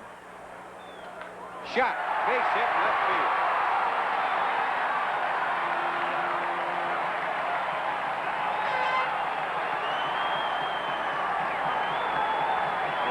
Carter's aboard, and that'll bring on Andy Thornton with Brooke Jacoby on deck.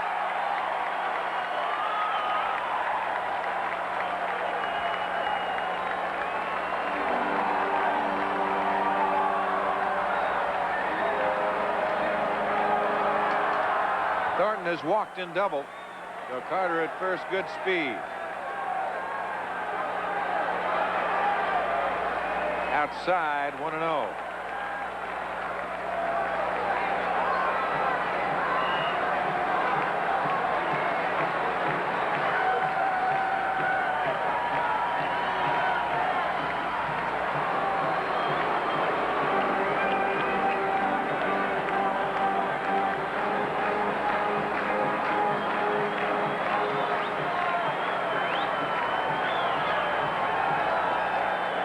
Again, they will keep Carter close.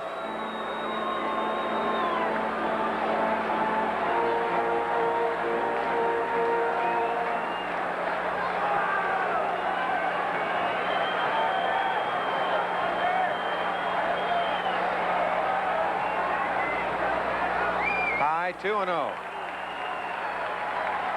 Schmidt was throwing last inning.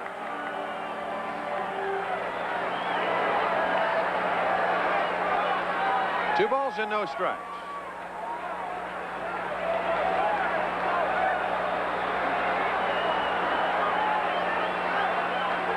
Oh, wow. 2-1 the count. Thornton had a fastball up over the plate. Fouled it right straight back. There's Jacoby on deck.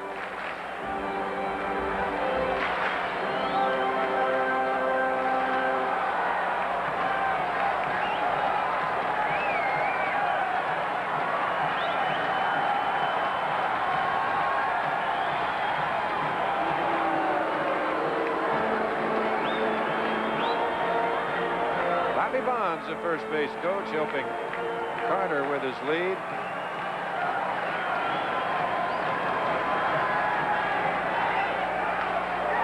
Off of the end of the bat, Tallison has but one play to Bonilla, and moving to second base is Carter.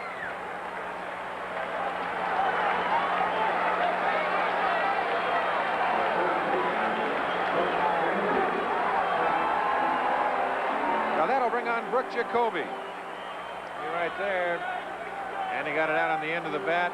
Tallison having but one play, and that was to throw Thornton out.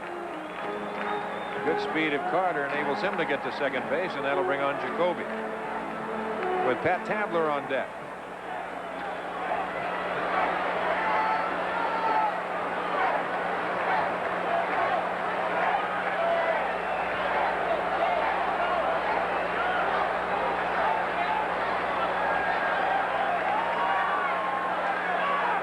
Breaking pitch in and over, and the count is 0-1.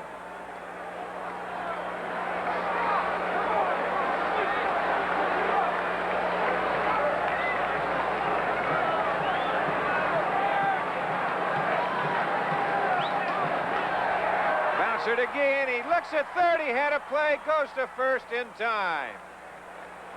Guillen elected to go to first base as he had Carter just about a couple of strides in front, up to the right of him. There you see where he is. Tollison's at the bag. He looks at him, and he just couldn't get over there. So he throws Jacoby out, and that'll bring on Tabler.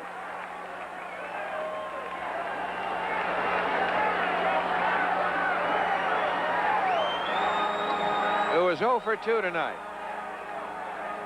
There you see the updated numbers on Tabler, starting tonight at 337, now at 330. Tollison and Davis of the little chat.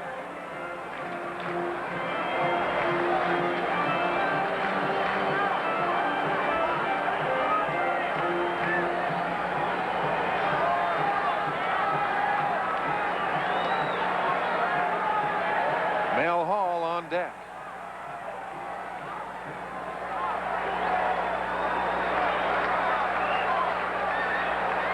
A ball and no strikes.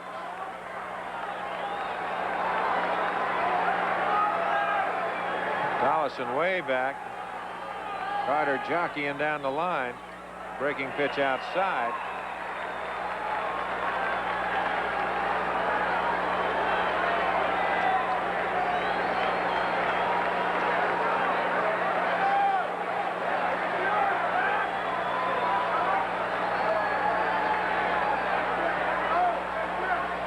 There's a strike and the count 2-1.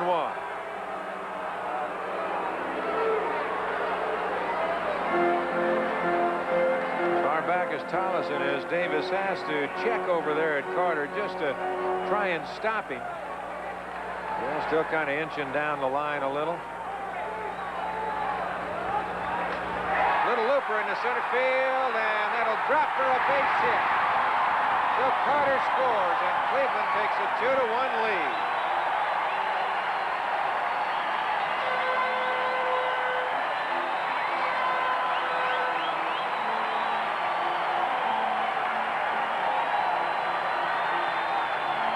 Well, that play even bigger now with Carter going to third. There it is. He got it out on the end of the bat. The big swing froze Cangelosi for a moment, but he wasn't going to get to the ball.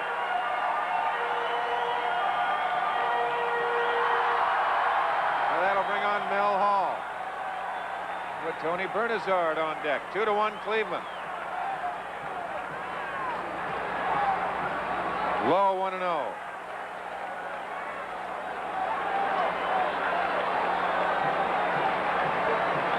Hall doubled his first time at bat off of the left field wall and then bounced to Bobby Bonilla. 1 for 2.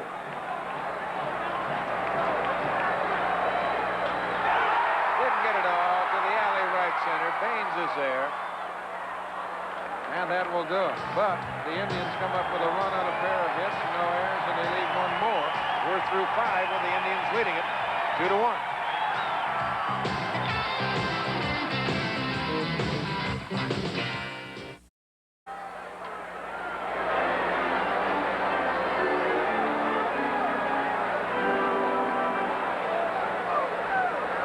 White Sox fireworks night of the year is set for Friday, May 16th, as the world champion Kansas City Royals come to town, sponsored by the good folks at Household Finance.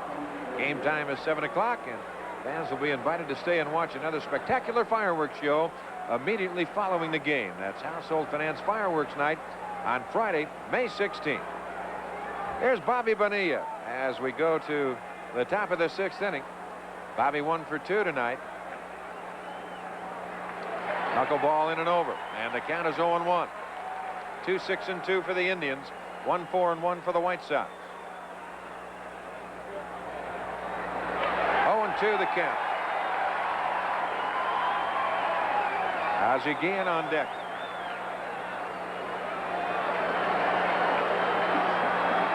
Got him.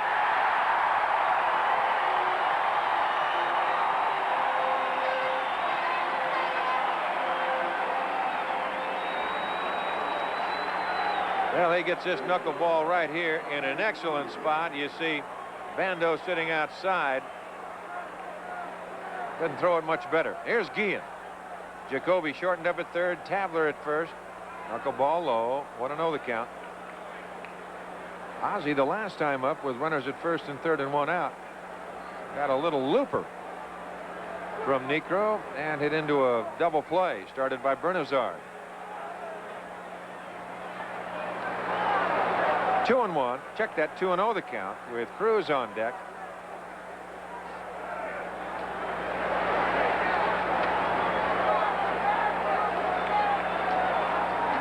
There's a strike and the count 2-1.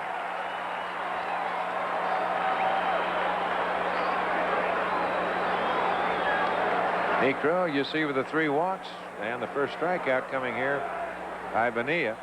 Outside, and the count goes to 3-1.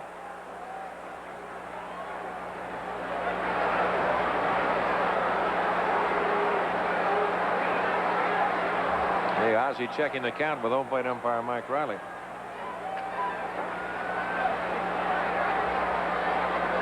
Three and 2.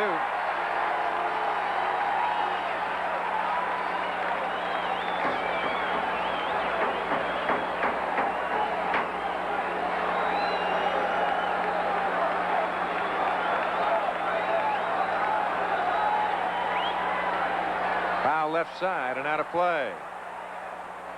And the count remains at 3 balls and 2 strikes.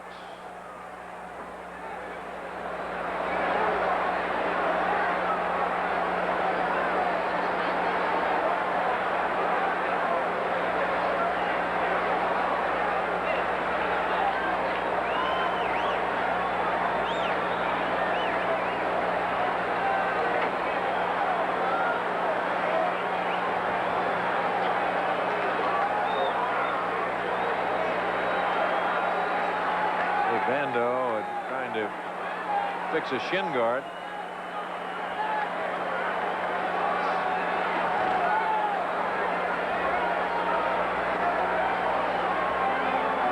How's he going to check it out? Full count, 3 and 2.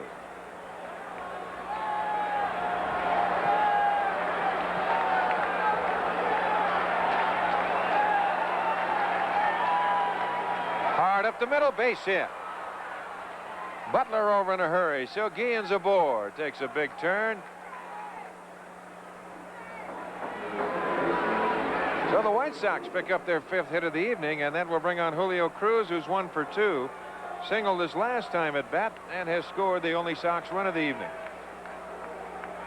2-1. The Indians on top.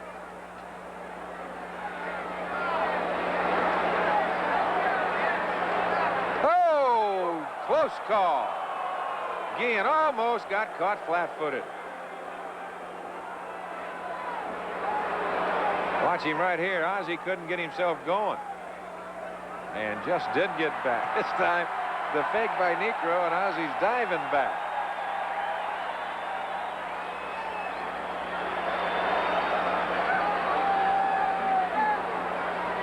Bando just kind of peeking down there at first. Tabler holding.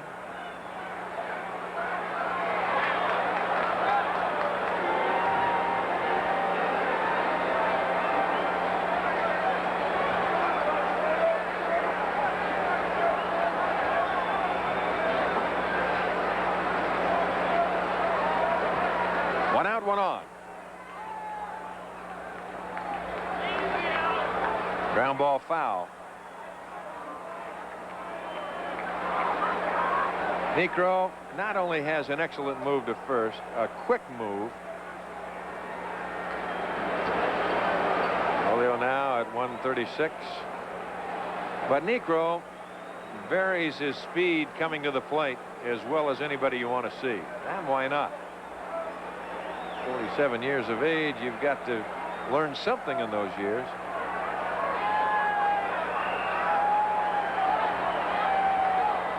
And quickly 0-2 with Skinner on deck.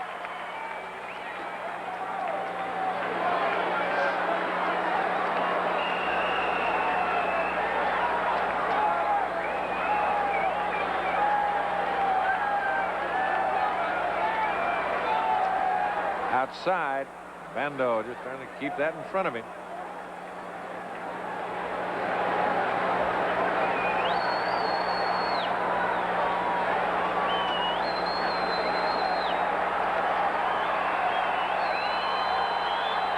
A ball and 2 strikes. Have the pennants on the walls here at Municipal Stadium. The members who and in the Hall of Fame. Outside. Out in deep left center field, the numbers that have been retired. Number 3, Earl Averill. Number 5, Lou Boudreau. Number 19, Bob Feller. There you see the numbers and the years that they were here.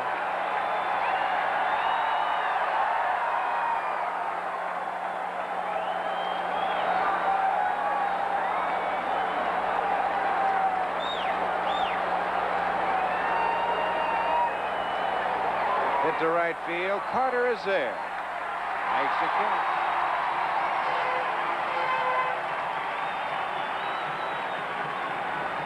Guillen back to first. 2 outs to Joel Skinner.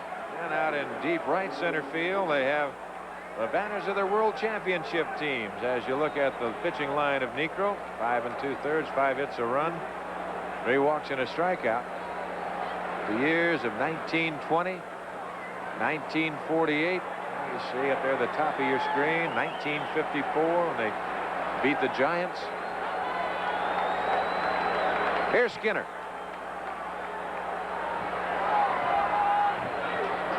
Bounce to Jacoby, charging, short hop, and throws him out.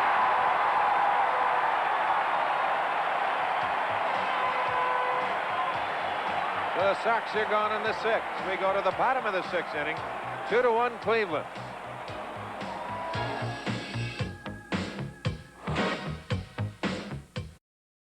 That's the story as we go to the bottom of the 6th inning. And fans, you can get a free Polaroid photo taken with you and your favorite Sox stars prior to every Saturday and Sunday afternoon Sox home game. Players will be available beginning an hour and 15 minutes prior to the start of every game to take their picture with you. The session will last a half an hour. You'll walk away with a free Polaroid photo of you and your favorite Sox player. That's courtesy of Joe Vaughn. Remember, that's weekend afternoon games only. There's Tony Bernazard. 2 for 2 tonight. Breaking pitch high.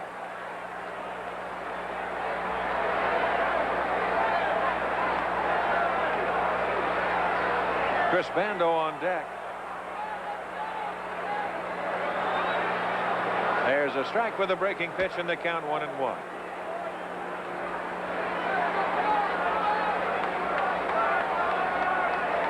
Now those averages fluctuate early in the year, starting at 279 up to 295.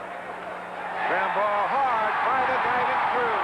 Bernazard is 3 for 3.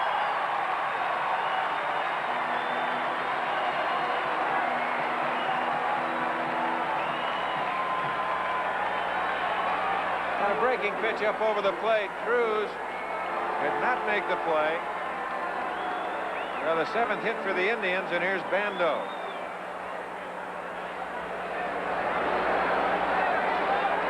And we'll get some more action in the Sox bullpen.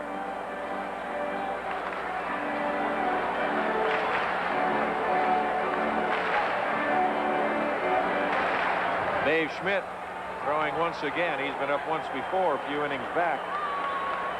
On deck, Brett Butler. Now Bernazard wants to call time for a second. I believe he wants Johnny Girl to give him another sign, see what it is, make sure he has it. Bando sacrificed and struck out. Going to sacrifice again, pops it in the air, foul.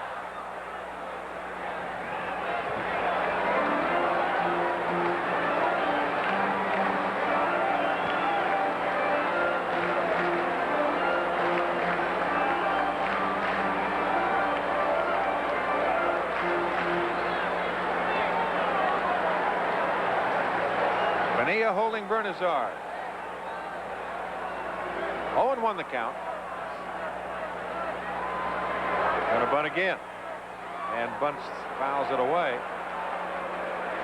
0-2. Well, Davis out in front, no balls, 2 strikes.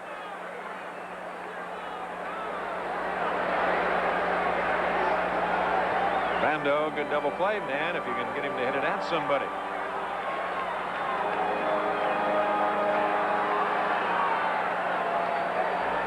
Allison still well up on the grass. He's going to try and bunt again, and does so. A good one. He deadens it perfectly. They throw him out. Well, Bando bunting with 2 strikes. He got a fastball up over the plate, and he just couldn't have laid it out there any better. There it is. That ball, watch the backspin on. Now, Tolleson has to come and get it a little bit, and has only 1 play. Bernazard to second.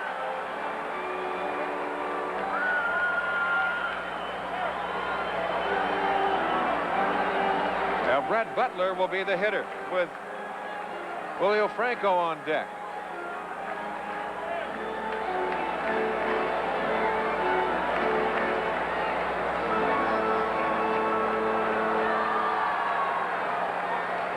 The outfield again, very shallow.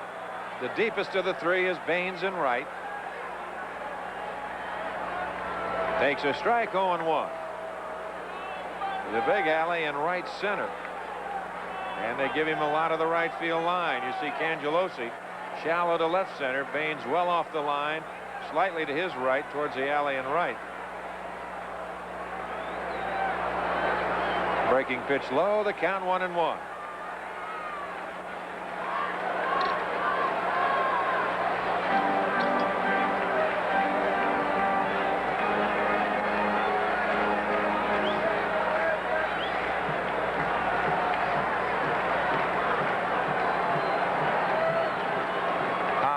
Count 2-1. Joel just kind of pointing there, saying, little reminder, little key for Davis to key on.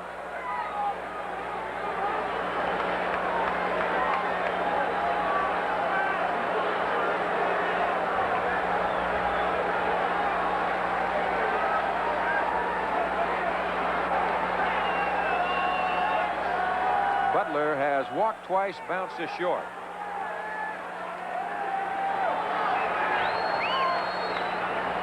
And it's 3-1.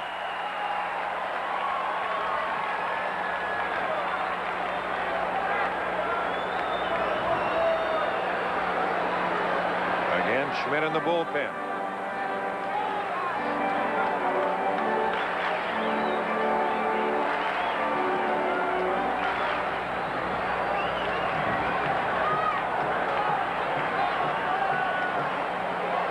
Full count, 3-2.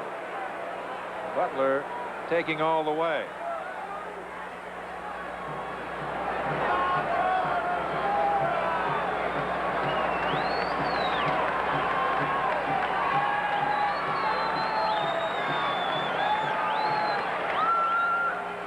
And he walks him.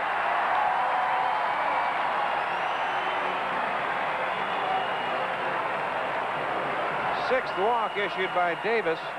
3rd time that Butler has walked. And Skinner and Davis will have a little chat. And here comes Tony La Russa.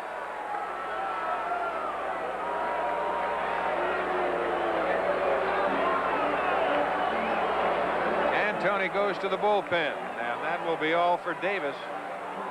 Dave Schmidt will come on. Base umpire Drew Coble trying to get his attention, saying, come on, get in here. David sneaks one more pitch down there, so that'll be all for Joel Davis. We have a break in the action, a pitching change, with Cleveland leading in the bottom of the 6th inning, 2-1.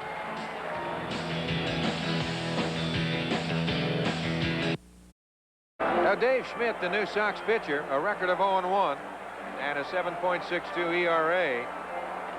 He has a save, making his 10th appearance of the year.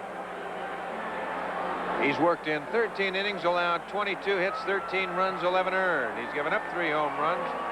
He has walked 3 and struck out 7.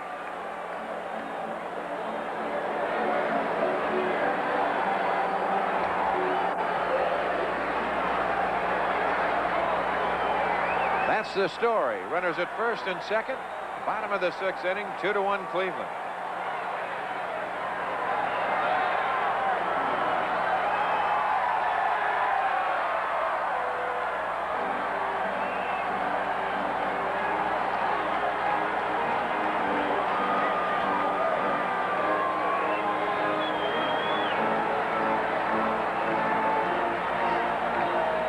Julio Franco will be the hitter with Joe Carter on deck. You have Bernazard at second and Butler at first. Good speed on the bases.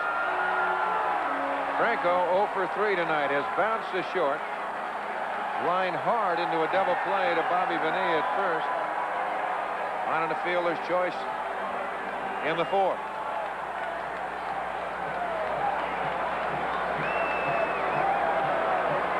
Cangelosi kind of holding his arms open, waving his hands as if, where do you want me to play? He's slightly into right center. Now they try to move him. He's still trying to get somebody's attention and is just moving his arms straight up and down, saying where. So when in doubt, he's shading just slightly to the left. Bounce back up the middle, should be 2.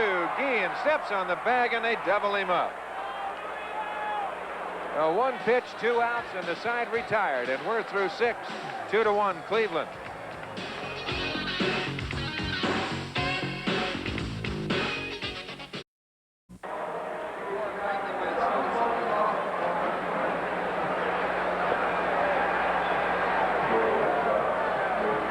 Well, on Saturday, May 17th, it'll be the Northrop Chrysler Plymouth license plate frame day, and the first 15,000 fans 15 and over who attend the game, they'll get a free license plate, the Sox logo. That'll be May 17th. Don't forget, that'll be a start of 12:20. The North Oak Chrysler Plymouth license plate frame day. You make your plans to be with us. John Cangelosi will lead it off as we go to the top of the 7th. 2-1, Cleveland on top. Just outside, 1-0. Cangelosi has driven in the only Sox run, a base hit in the 5th. Slide to center, bounce to short, 1 for 3.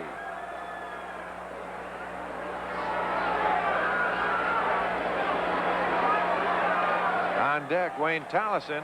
There's another line drive center field. Butler coming in a hurry to make the catch.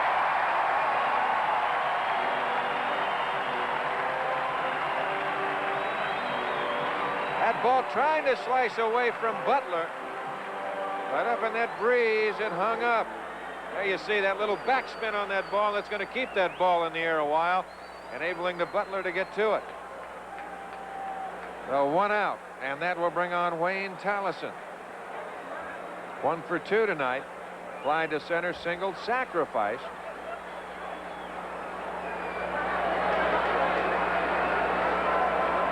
On deck, Harold Baines. 1-0 the count. Del Crandall joining us back in the booth. Not getting any warmer, Delbert. No, it isn't. Neither are the bats of the White Sox. 1-0. And it's 2-0.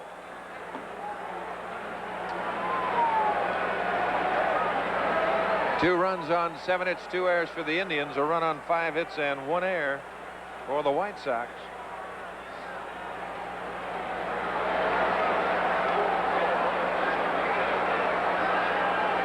There's a strike and the count 2-1.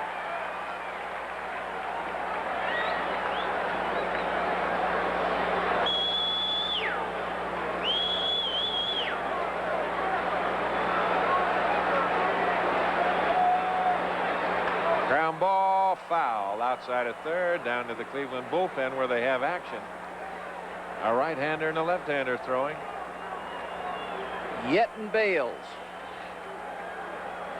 Bales, the left-hander.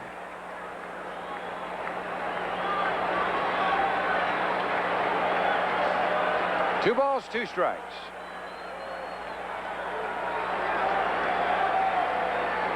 Foul away.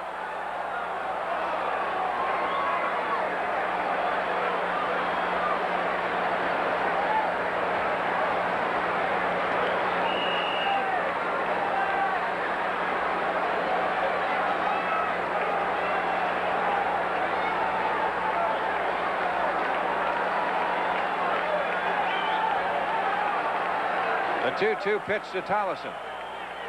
Line drive, base hit, right center field. Butler over in a hurry. Tolleson a big turn. He'll hold right there. Butler gets it back in. So the second hit for Tolleson tonight, number 6 for the White Sox, and that will bring on Harold Baines. Baines has bounced to first, fly to left, and he's walked 0 for 2.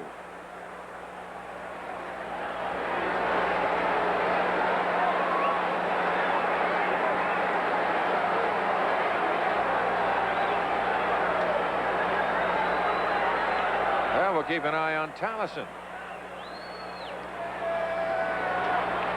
That's shallow left. There's Hall. 2 out.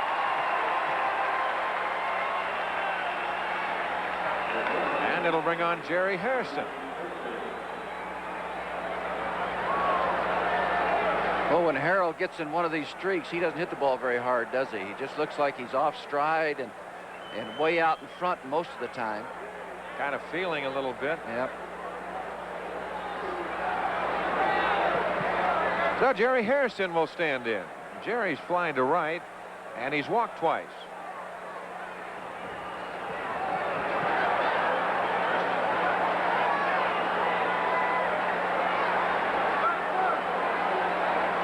Now we'll keep a little closer eye on Tolleson at first. Carter deep right. Butler deep, shading slightly to right center.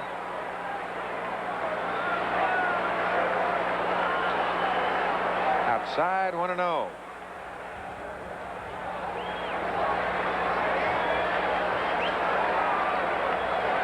Tolleson at first, 2 outs. Tabler holding. 2-1. The Indians on top of the 7th. 2-0. Niekro makes it awfully tough on your running game, doesn't he, Don? He varies his delivery to home plate. He's quick. He holds. He does everything he can to keep that runner from knowing exactly when he's going to go into his delivery. Well, I was talking about that a little while ago, Del, and you know, I said that the only way you could bottom line it is 47 years of age. As long as he's been around, you got to be able to do something, and he can do it. 2-1 the count. About the time you think you got him timed a little bit, he will flat pick you off.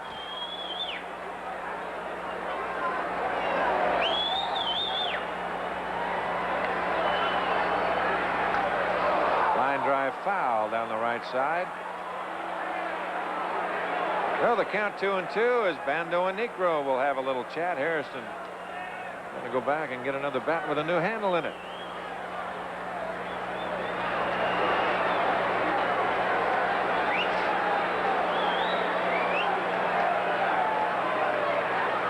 San Diego defeated the Cubs this afternoon 6-2 in the 9th inning. The Mets 2-1 over Cincinnati.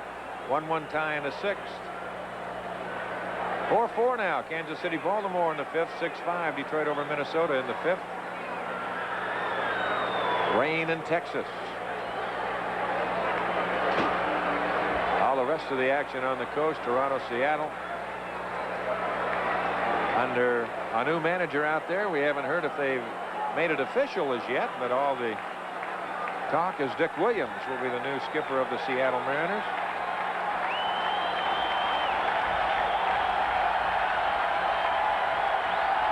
So the count 2-2, and again they get the little roar going with the 2-strike count. There goes Tolleson, and a check swing foul. I think that it was a good thing that Harrison hit that ball. I don't know if Bando would have been able to catch it or not, as I'm sure you saw him scramble to his right as that knuckleball from Niekro that time really took off. Well, I'll tell you that tailing wind, Dale, it's got to have a wave effect coming back at him a little bit. Where some of those knuckleballs he's thrown tonight are really taking off. Looper foul. Well, you know, that's what they say that we talked about it is happens down at Arlington Stadium now since they put that new scoreboard in there. As you look at Carlton Fisk on deck. That wind will take that scoreboard. It'll swirl around, come back at you a little. Allison at first. You know, Necro's going to keep an eye on him. Ground ball, Bernazar. He has it. Rosie. No runs, a hit, no errors, and a man left. We go to the bottom of the 7th inning. 2-1 Cleveland.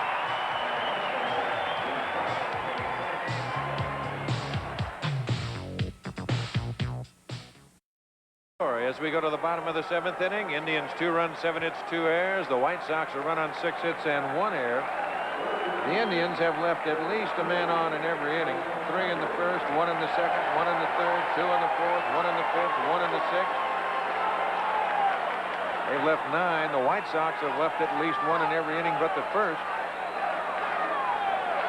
They've left 9. And it's a 2-1 ball game to the bottom of the 7th.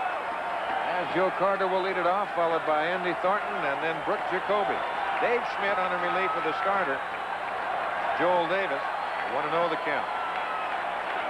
Carter 1 for 2 tonight, has walked, he's flied to right, singled, and has scored what is now the go-ahead run.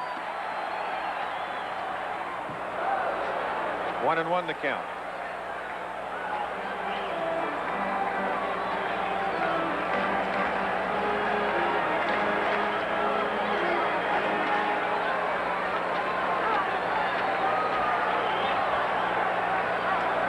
Loop foul right side, and the count 1-2.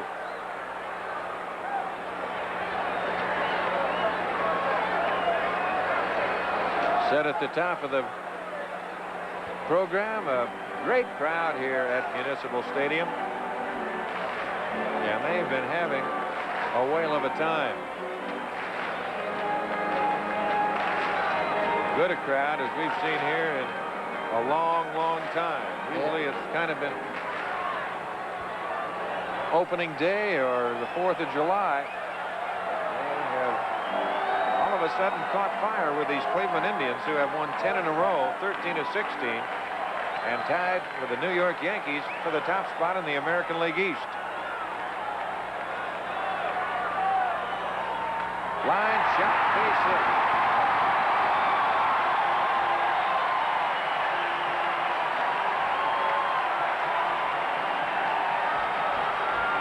First hit off of Dave Schmidt, and that'll bring on Andy Thornton. Well, you're going to see a young man, I think, has a lot of talent. Schmidt threw him a sinker on the inside part of the plate. He was able to get the good part of the bat on the ball and hit a line drive right past the pitcher, Schmidt. Here's Andy Thornton, 1 for 2, has walked, double, and bounced to third. Keep an eye on Carter.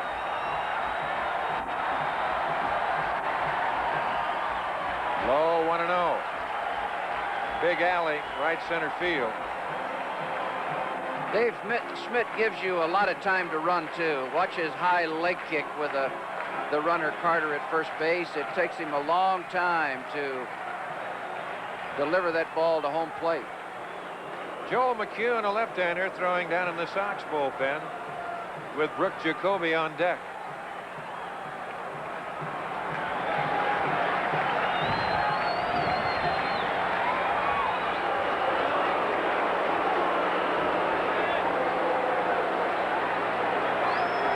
There's Joel.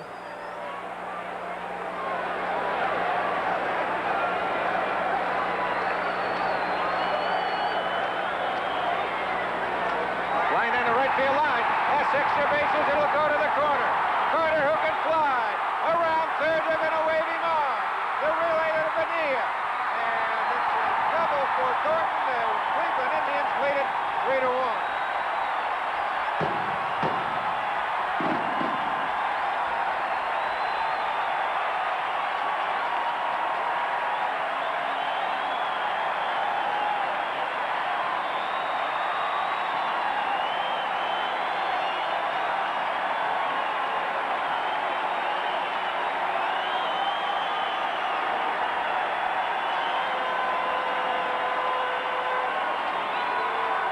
don't see Thornton hit the ball this far down the line in right field very often, but that time he hit a bullet right down into the corner. Baines gets on it as quickly as possible, but Carter, who can really run, there you see him sliding. There was no play on him, and Thornton drives him in with a double. So Thornton with his second double of the night, his fifth double of the year. Dave Duncan out to the mound. Dave Schmidt, Dell, has been getting hurt on his fastball. And Dave Schmidt is not a fastball pitcher. Carter got a fastball from the middle of the plate in, single up the middle. Thornton got a fastball tailing back and went the other way with it. It gets to the point sometimes you get in a rut and you really do lose the sequence of pitches. You lose actually the common sense of the sequence of pitches. And I think Dave right now has got to get himself working back into his frame, his sequence of pitches. Yeah, you're talking about Carter. I'll bet Carter hit a pitch that he didn't want him to hit, trying to get to a slider, and didn't get there. 1-0 the count. But he does have a good fork ball that he can use, a good off-speed pitch. He's got a good one, the palm ball, and he just really, to me, that's a pitch for Dave Schmidt as Brooke Jacoby stands in. There it is, right there. 1-1 the count. Pat Tabler on deck. But the horse has left the barn. 1-1. Here you go. There's that changeup we were talking about. I thought he threw a fork ball, Donnie. Does he throw a palm ball? It's kind of a, well, it's a little bit. It's kind of, there it is again. 1-2 the count. That is an excellent pitch for Dave Schmidt. Always has been. That has been the pitch for Dave Schmidt. That's right. He's got the kind of motion that he has good motion with that pitch.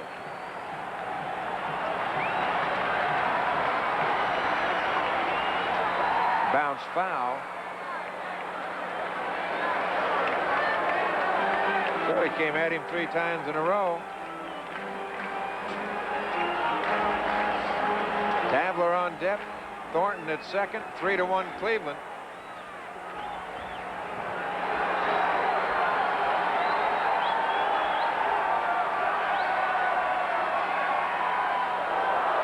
Missed with it. 2-2 the count.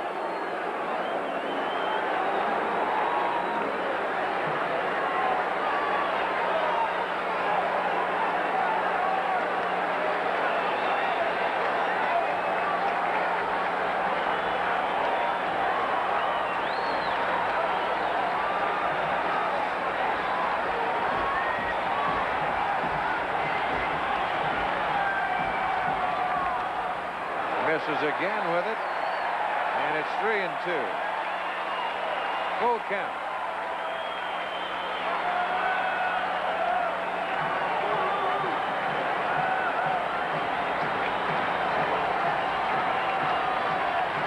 You might look for it again right here. Yes, indeed. Got it. Foul it away.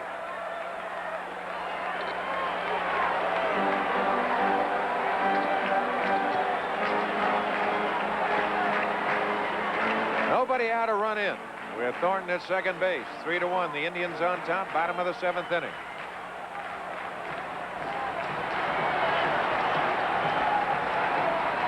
Foul right side.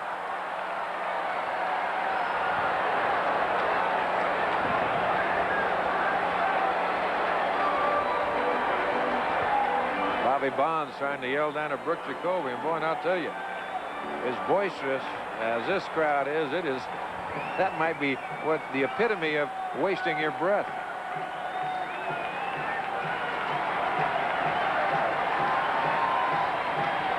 Bounce to Tollison, a good pitch by Schmidt, who throws him out. So he threw him about 6 or 7 straight palm balls. Could not move that ball to the right side, and that will bring on Pat Tabler.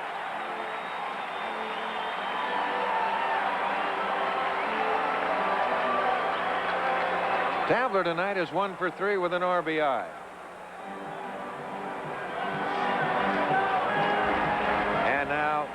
Joel Skinner will have a little chat with him. On deck, Mel Hall.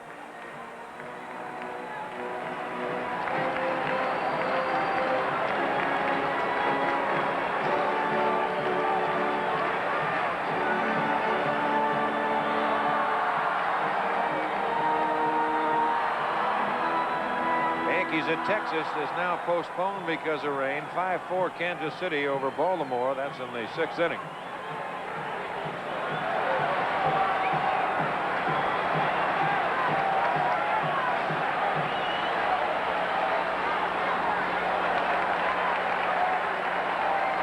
One ball and no strikes the count.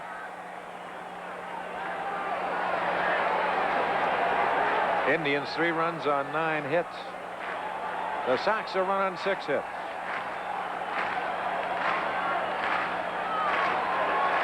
Two balls, no strikes. Indians with their .383 team average coming into tonight's game. That will rank right at the top of the American League.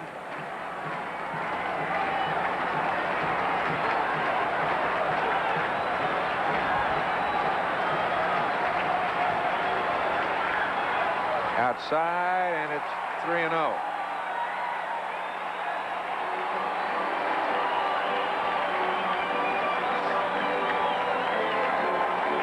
Well, he's lost a little confidence in his ability to get that changeup over, Don. Now he's going back to the fastball, and he's worked himself into a hole.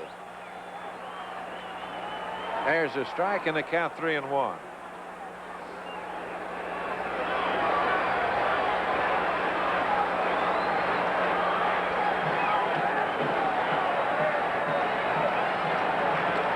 See what he comes with here. Gets the foul ball over, and it's 3-2.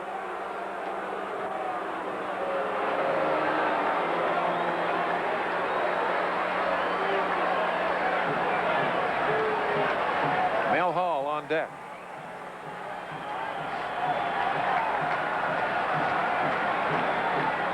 Got him.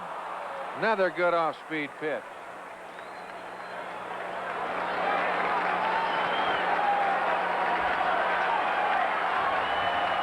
There, he takes something off of this pitch, and Tabler, you can see, is way out in front. Ball out of the strike zone when it finally got up to home plate, but Tabler had already started his swing.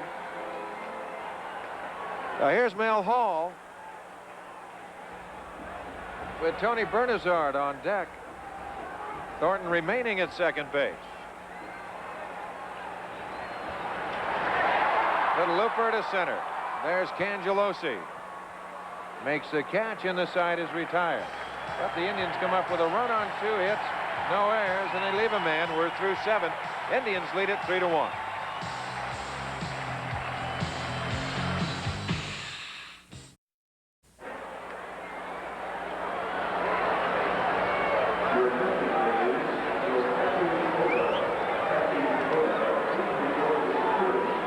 Vision is your home for Sox 86 Weekly, Quest for the West, the official highlight show of the White Sox, only on Sports Vision, Chicago's winners on cable. Call your local cable company for details. Well, we have a change. There is Otis Nixon out in left field for the Cleveland Indians, so it'll be Nixon, Butler, and Carter in the outfield. Boy, and I'll tell you, there's a pretty good sort of a relay team out there. They can flat run, can't they? Carlton Fisk will lead it off. He'll be followed by Bonilla and then Guillen as we go to the top of the 8th. 1-0 the count. Camacho starting to throw for the left-hander and the Cleveland bullpen.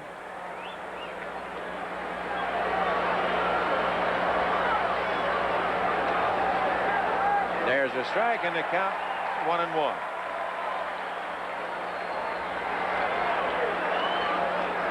Scott Bales, the left-hander. Ernie Camacho, the right-hander. 1-2 the count.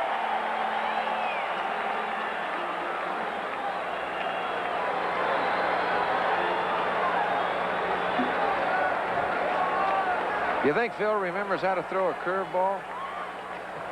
Yeah, remembers. Did he ever have one? More of a slurve. Got him.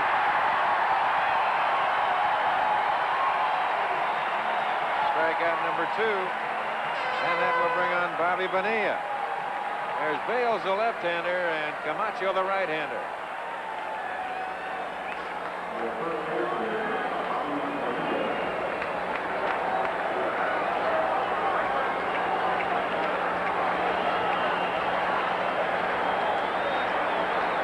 Here's Bobby Bonilla. A little looper in the shallow left. Going back is Franco. Can't make the play. Nixon will get it back in. Edwin was trying to blow it back to him. Now Bobby Bonilla with his second hit of the night. Hey, you're going to see one right off the end of the bat by Bobby Bonilla. Now look at Franco. He just turns his back and runs and just can't quite get there, but he was in the right direction. The ball just eluded him. Bobby kind of hit it just like Negro threw it. Here's Guillen, takes a strike in the count 0-1 with Cruz on deck.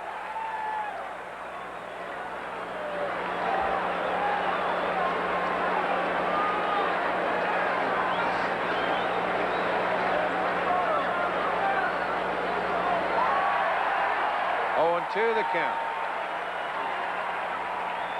3-9-2 for the Indians. 1-7-1 for the White Sox.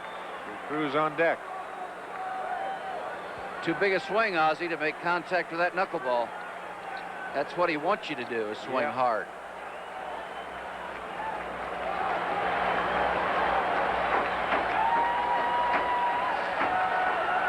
Just outside. 1-2.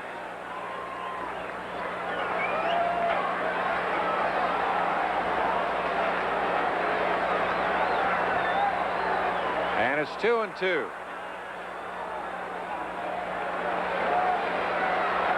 Bando's done an excellent job tonight, Donnie. I don't think a ball has gotten by him, has it? No, he has really been bobbing and weaving back there. Hit foul. I'll tell you, I don't know how many different release points he has for that knuckleball. You watch the hitters, they have a few release points with that bat too, trying to swing at that sucker.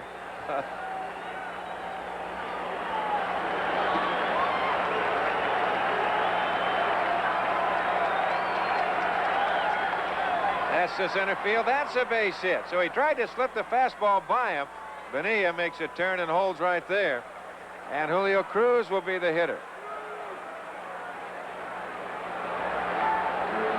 So the 8th hit.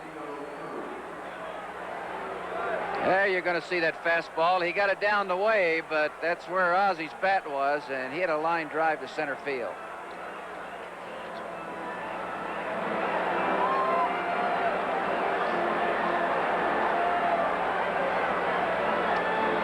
Well, Bando and Necro have a little chat as Julio Cruz will be the hitter. 1 for 3 tonight, is flying to right twice and singled and scored the only Sox run. Joel Skinner on deck.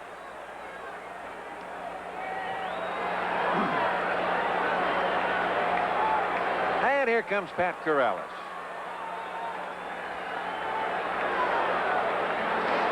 He's already made a gesture. I believe that it'll be Camacho. He says, come on. Well, Corrales to the mound, and you'll hear a round of applause for Phil Necro as he comes off of that hill. I'll guarantee you that. Fans already coming onto their feet. As Ernie Camacho will come on to take over the pitching chore.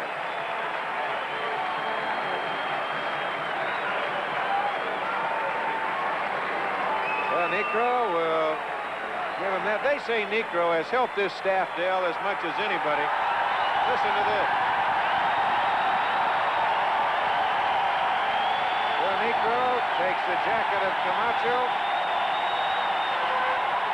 He will come on back into the dugout, and we'll be back right after this commercial timeout.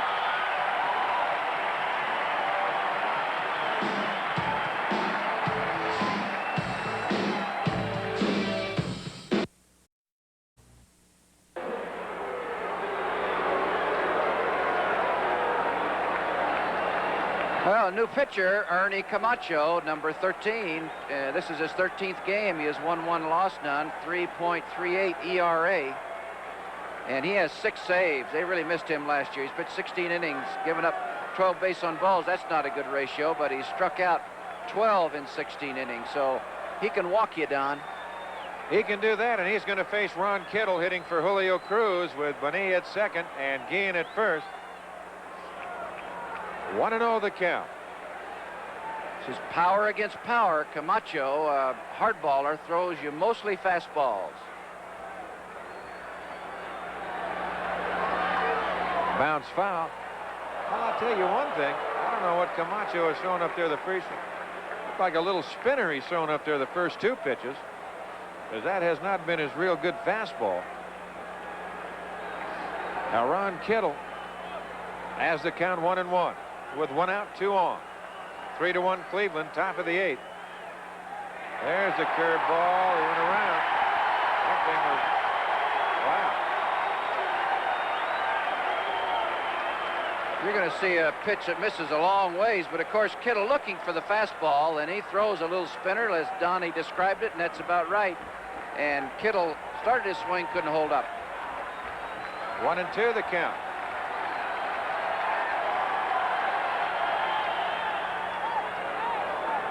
And the count goes to 2-2.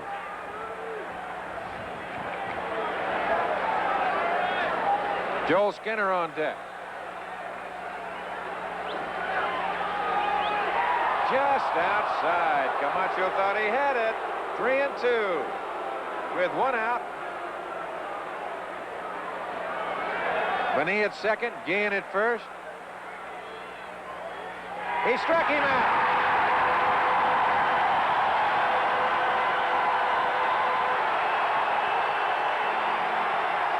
Well, he wanted the previous pitch. He didn't get it, but he came right back in the same spot.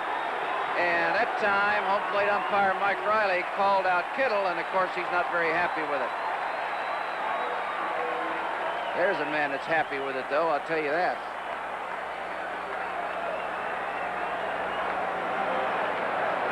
Brian Little will come out and hit for Joel Skinner.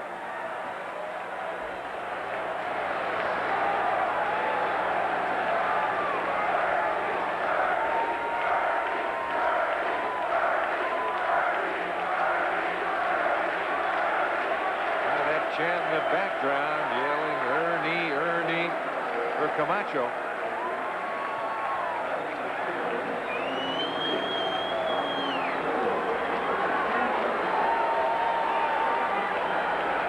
Camacho taking this time to throw a couple of extra pitches while Brian Little comes to the plate.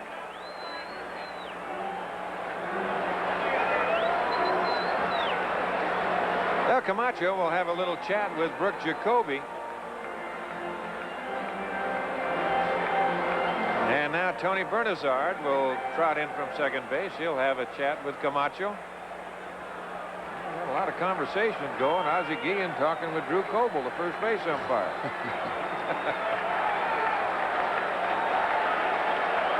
Brian Little hitting 172 from the left side.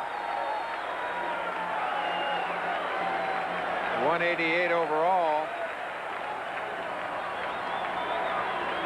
With John Cangelosi on deck.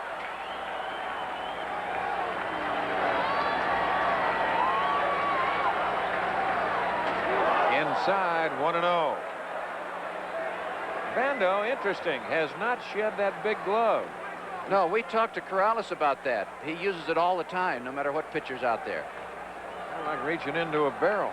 Yeah, they said that it doesn't give him any trouble because he just uses it so much that he's used to it now.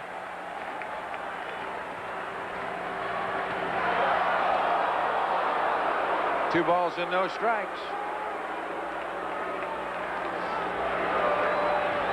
Now Kittle followed by Little with Cangelosi on deck. 2 outs, 2 on. 3-1 Cleveland. And it's 3-0.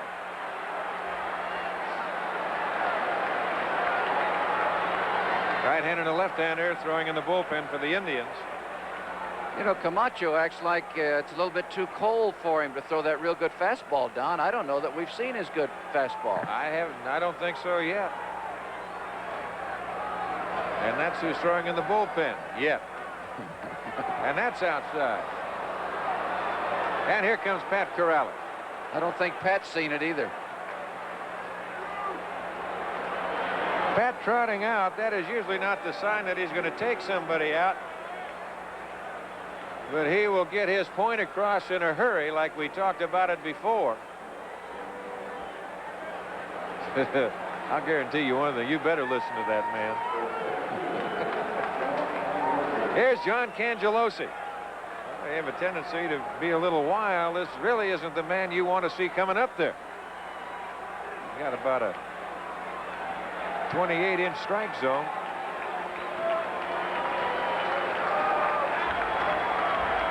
Now the bases are loaded. There's a strike in the count, 0-1.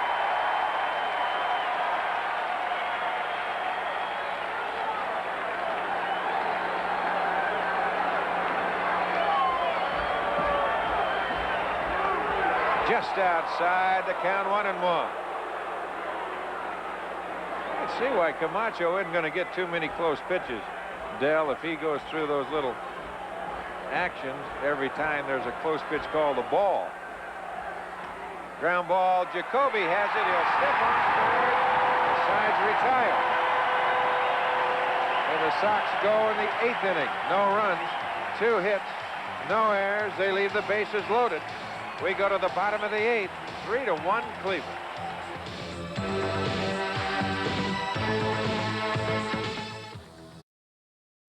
Next network comes your way Monday at 6:30 p.m. when the Sox take on the Baltimore Orioles. It is getting colder. As Brian Little goes to second base, and behind the plate and doing the catching will be Mark Hill.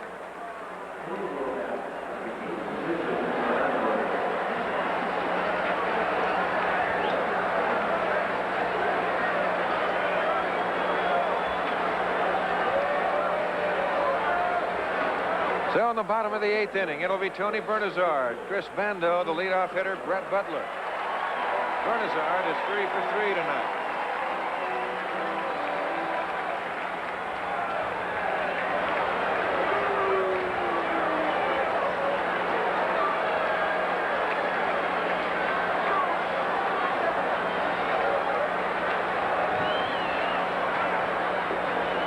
One ball and no strikes to count. I suppose way down deep in the back of Bernazard's mind, he enjoys doing so well against the White Sox. Oh, you know it. And he's done well. That's it, foul by Bobby Bonds.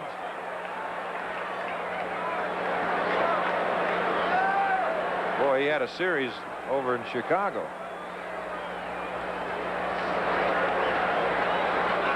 And 3 for 3 tonight.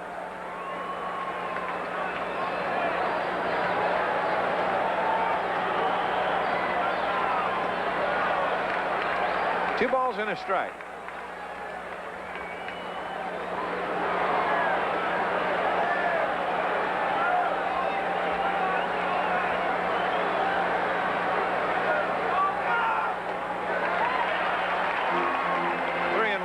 So the pattern now of Schmidt has been the palm ball as you look at Bando on deck.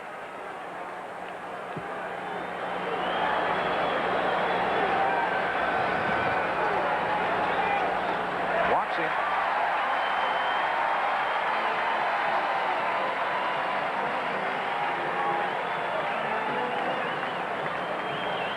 And that'll bring on Chris Bando. He sacrificed twice and struck out, and you have to figure he's going to be sacrificing again. Butler on deck. Mark Hill looking over into the Sox dugout. Tollison up on the grass at third. Bonilla holding Bernazard at first. He's going to bunt. Takes high, 1-0.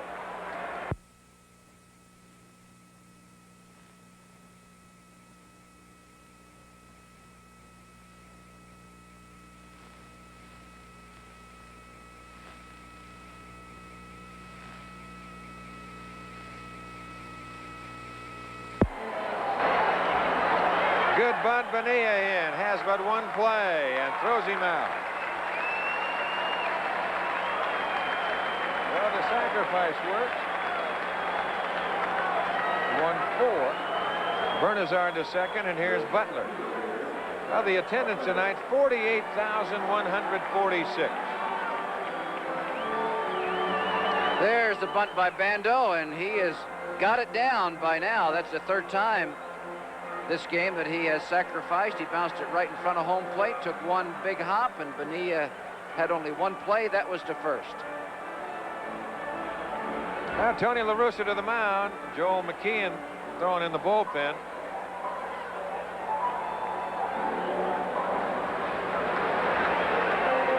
And they're going to go to McKeon. So that'll be all for Dave Schmidt. As we have another pitching change here in the bottom of the 8th inning with the Indians on top. Joel McKeon coming on. That's the story. The pitching change, and we'll be right back after this commercial timeout.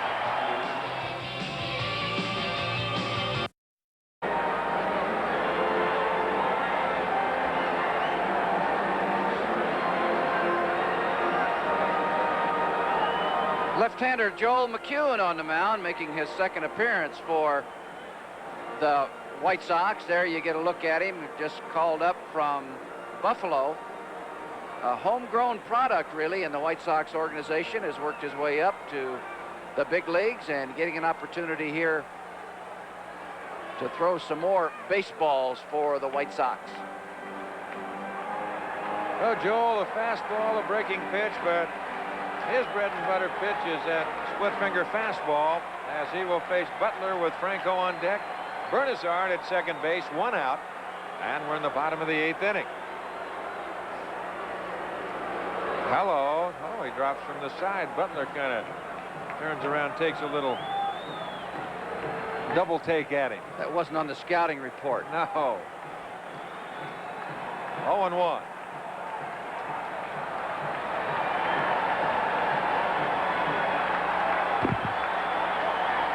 And very quickly 0-2.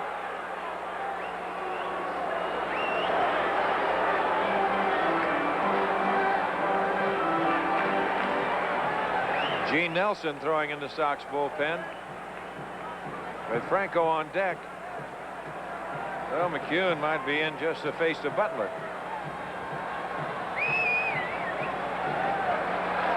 Foul away.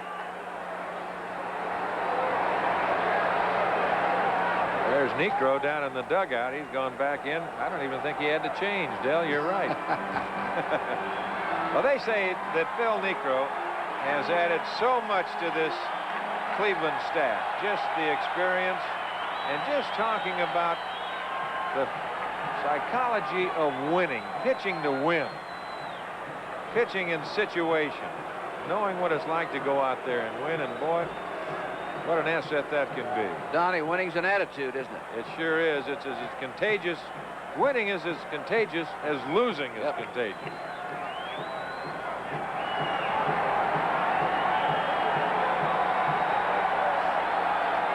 Outside, the count 1-2.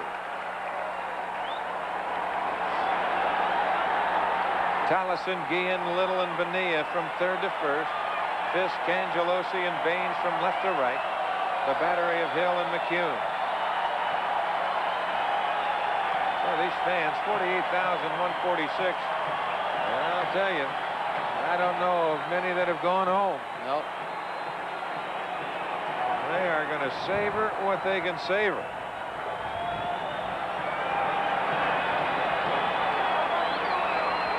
Foul away, left side, and the count remains at 1-2 strike.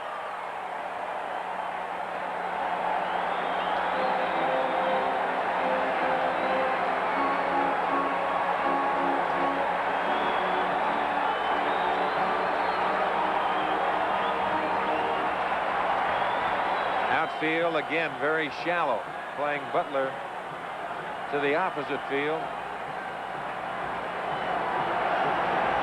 There goes Bernazard. It's foul away.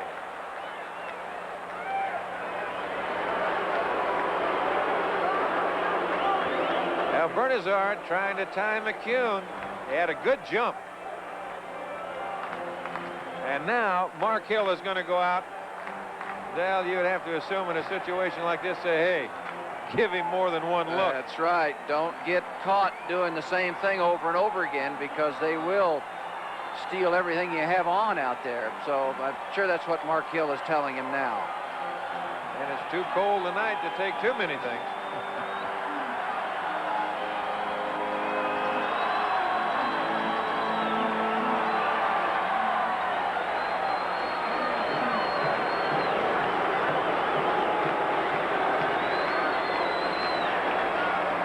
Inside, 2-2 the count.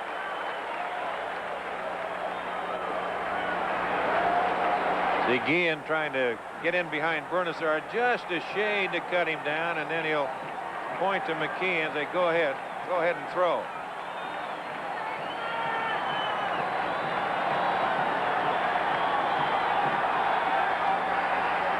Outside, 3-2. Franco on deck.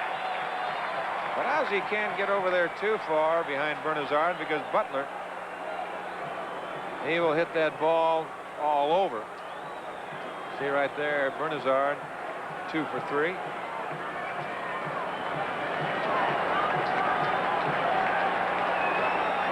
And he walks him.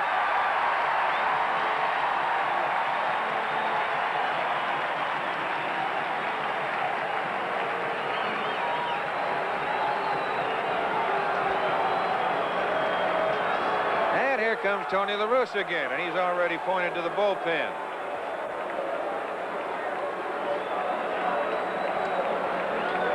Now Bernazard at second with Butler at first, and that will bring on Gene Nelson. You know, Donnie, side-arming the left-handed hitter, he must have done it, what, 3 or 4 times that time out, trying to get Butler out. And I think really a pitcher has to be careful about doing that so often. It throws them, gets them out of their rhythm of their regular delivery, and it's going to a pitch that he probably didn't practice, maybe 1 or 2, maybe none at all out there in the bullpen. And all it did was just get him behind, and he finally walked him. Well, that'll happen so many times, Del.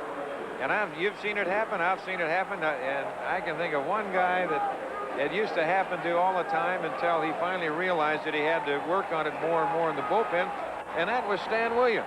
Now, Stan was more of a 3-quarter type pitcher, but every now and then Stanley would get out to the point where he would want to crossfire somebody. And as hard as Stan threw, and you can remember that, every time he did it, he left it from the middle of the plate in. And what happens, all of a sudden, that hitter comes up there and they say, oh, what is this coming? And they start to bail, and here's that fastball just following them inside. So instead of that ball being out away from them, it's just taken right back into the sweet part of the bat, and that's what will happen. If you don't practice those pitches and work on it a lot, as you look at the numbers on Gene Nelson, it can get you. You're so right. It can really get you in a lot of trouble. So Gino ready to go. And he will face Julio Franco. Bernazard at second, and you've got Brett Butler at first. So you've got speed on the bases, but you've got to keep an eye on them.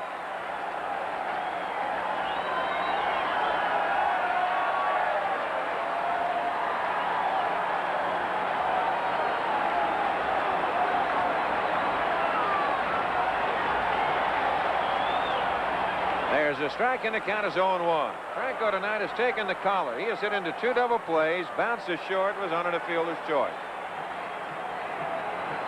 So his 4-game hitting streak is on the line.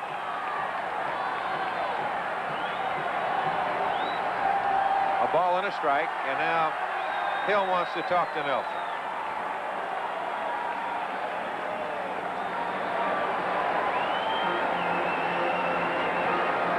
That last conversation there got us close to a record, didn't it, Don? And most conversations in one ball game.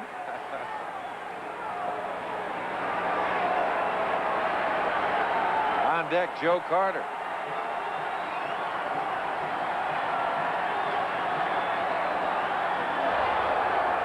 One and two the count.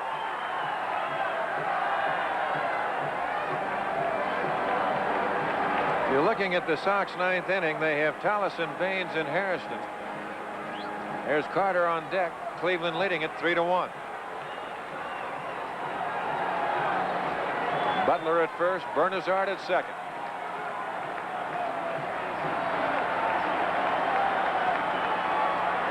Foul away. Bobby Bonilla playing in an interesting spot at first base with runners at first and second. Now they get his attention. Yeah. Moving him back now. A ball and 2 strikes. It's still very shallow behind Butler. Particularly with Franco able to hit the ball over there as well as he does. They're trying to cut down on Butler's lead, I would assume, is the only reason he's there, trying to keep him from getting down to second base too quickly and breaking up a potential double play, but you still have to protect some territory out there against a hitter like Franco. 1-2 pitch. Out of play. Count remains at a ball and 2 strikes.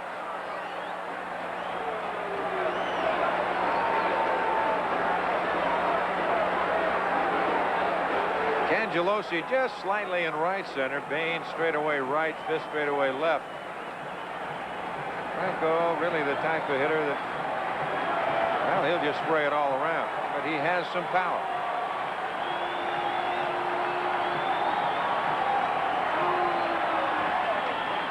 That's it to right field. Baines is there, has a play, tagging Bernazard. And now they almost had him again, didn't catch the ball. Ozzie trying to catch it and go to the bag at the same time and kind of jumped underneath the ball. Good idea. There you see the fly out by Franco to right field. Now Bernazard is tagging up at second base, and he wants to see what Baines is doing. There you see him look back. There's Ozzie sneaking in behind him. The ball is over his head. He just can't quite get up high enough. It would have been a close play at second base. Now Joe Carter will be the hitter with Andy Thornton on deck.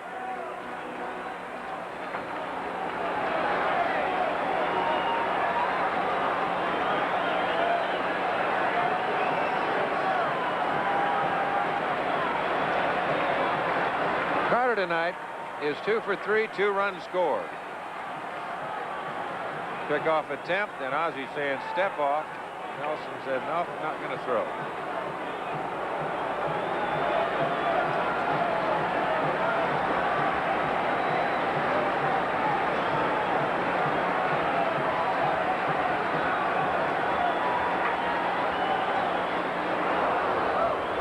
The count.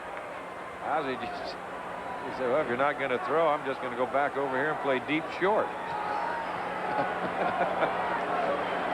There's Thornton on deck. Ozzie way back away now.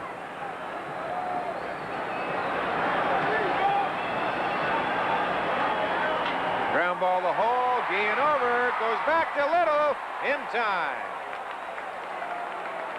Good play by Guillen. So the Indians are gone in the 8th. And we're through 8 with Cleveland leading it 3-1.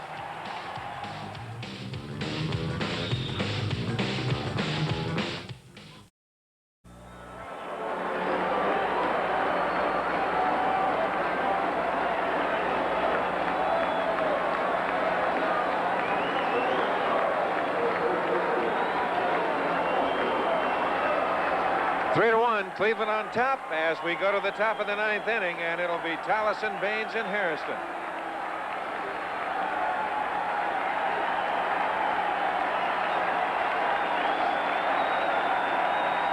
I'll tell you, 48,000 to 146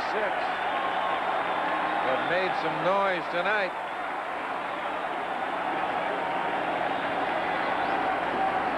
There's a strike, and the count is 0-1.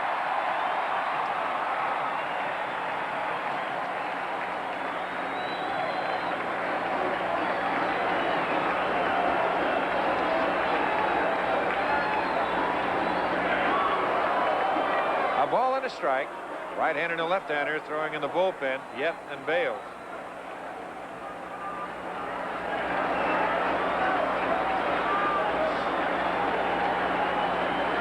And And the count 2-1.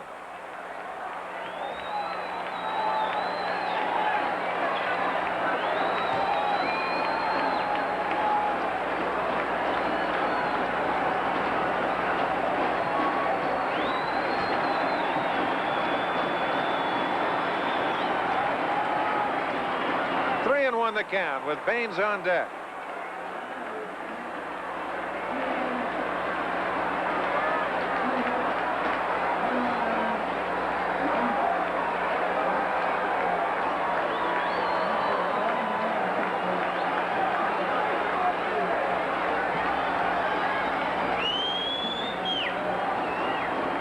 And he walks him.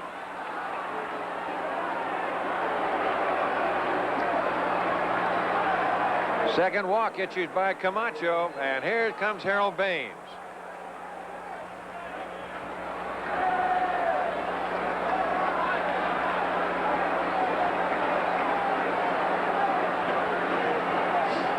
Baines is 0 for 3 tonight.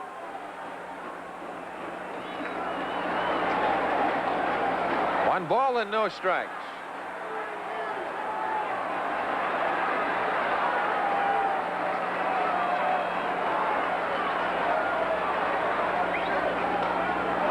Left center field. That's going to drop for a base hit. Moving over is Butler. Tolleson going to third to throw to second, and Baines holds it first after a wide turn. Now the White Sox have runners at first and third with nobody out, and Jerry Hairston will be the hitter. Got the fastball. Baines hit it hard up the alley. Butler moving over in a hurry. That ball trying to get through. Tolleson going to third. Butler going back to second to cut off the tying run from moving into scoring position. And Jack Aker going to the mound. They're going to go to the bullpen.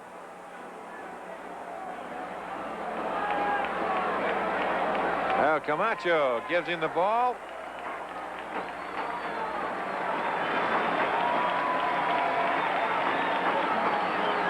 And Scott Bales comes on.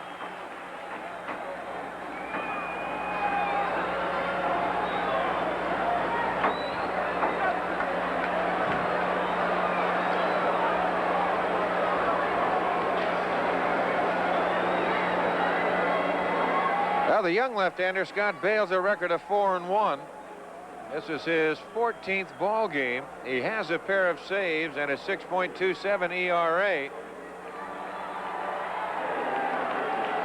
He will come on to face Jerry Hairston, who will turn around and hit from the right side with Carlton Fisk on deck.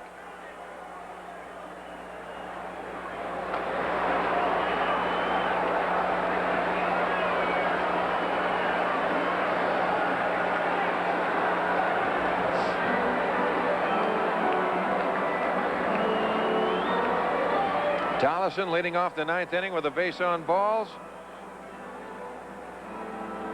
Then Baines singling deep in the alley in left center field.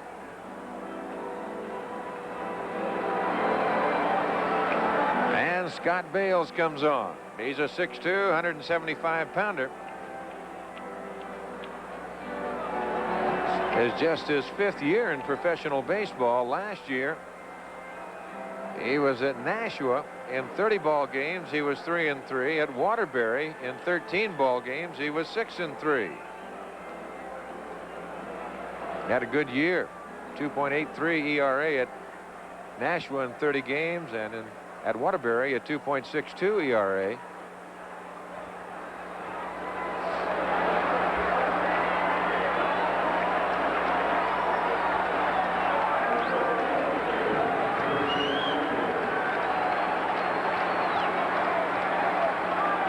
Bales will pitch to Harrison with Carlton Fisk on deck.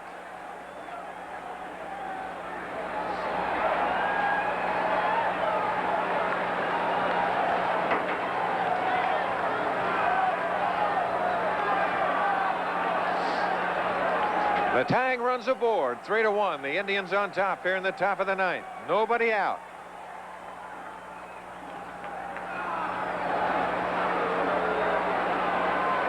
Harrison got time.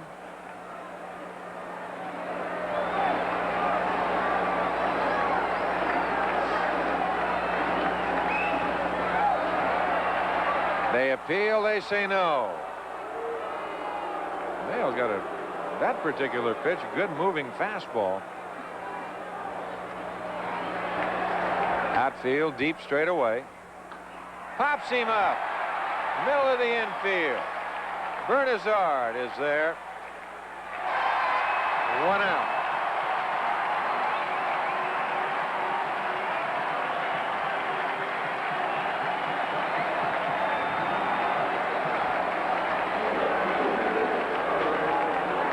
And that will bring on Carlton Fisk. Well, Pat Corrales doing some soul searching, I'm sure, in that dugout. Got a right-hander in the bullpen. You've got the right-hander Fisk at the plate, the switch hitter Bonilla behind him.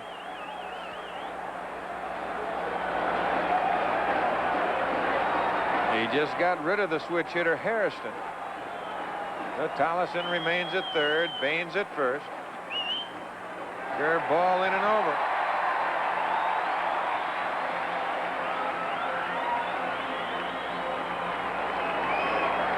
Jacoby guarding the line at third.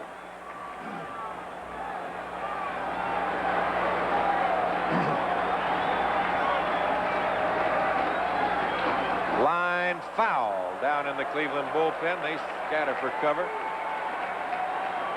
Well, Bale's out in front 0-2.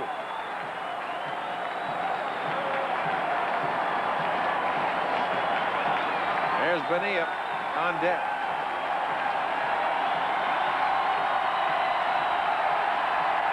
Again, the fans up with a 2-strike count. Missing outside. 1-2.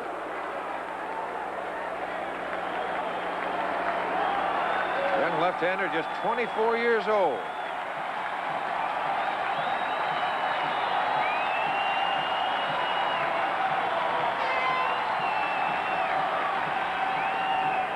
Line drive, base hit left field. So that'll score Tollison as Baines goes to second base. It's a 3-2 ball game. And here comes Bonilla. Now Carlton Fisk with his 8th RBI of the year. Good curveball down. Look at Fisk, got that right off the ground. And hits it sharply in the hole. Though Baines to second, Fisk at first, and Bobby Bonilla the hitter. That run will be charged to Camacho. Bonilla, 2 for 4 tonight. Foul away right side. You got Franco trying to cheat a little bit to the hole. The outfield straight away.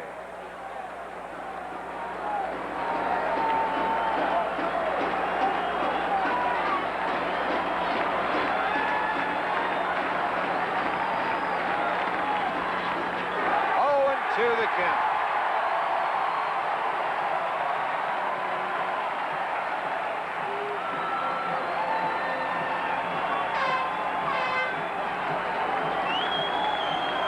Ozzie Guillen on deck.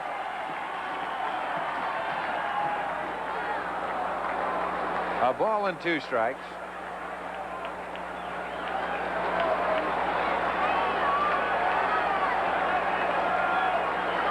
And just a reminder for our WFLD viewers only, MASH will be seen in its entirety immediately after the game. Just outside, and the count 2-2.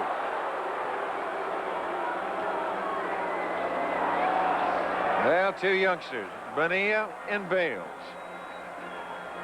As you look at Fisk at first and Baines at second, 3-2, Cleveland on top. 1 out, top of the 9th. Up the alley, and there is Butler tagging his Baines. Butler for the catch to throw back to second base, and Baines is there. There's 2 out. That ball hit hard.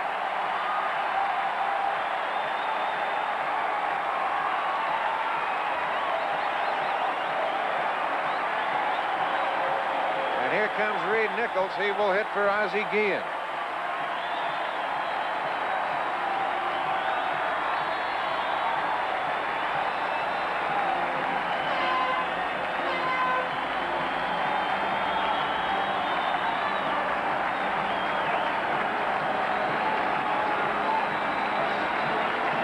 the Sox are down to their final out.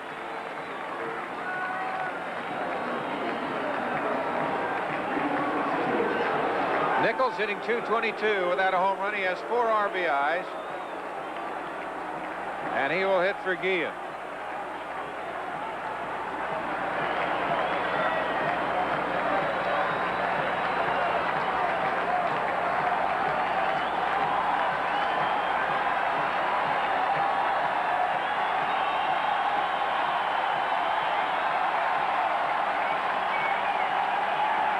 Well, the crowd up and on their feet.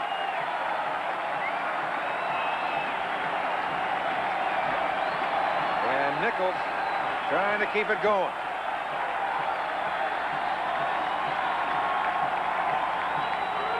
Curveball in and over. I don't know what the outcome of this game will be. But this young man is impressive.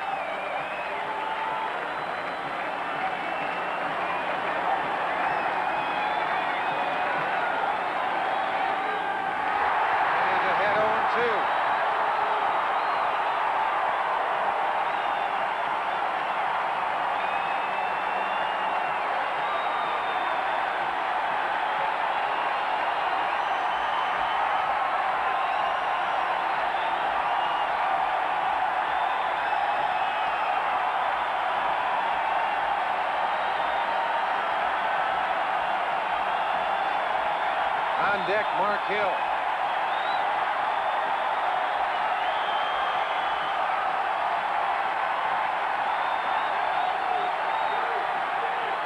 Outside. 1-2 the count.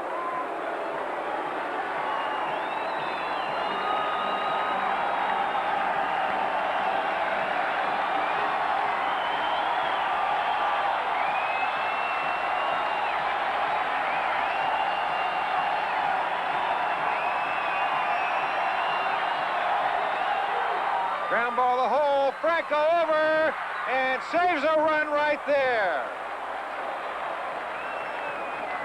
Julio Franco saved this ball game from being tied up, and what a play.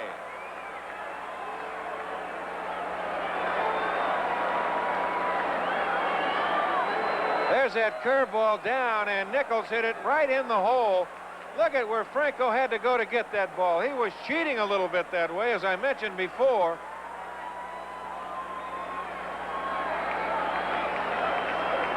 Well, the bases are loaded. There's 2 outs, and Timmy Hewlett will come up and hit for Mark Hill.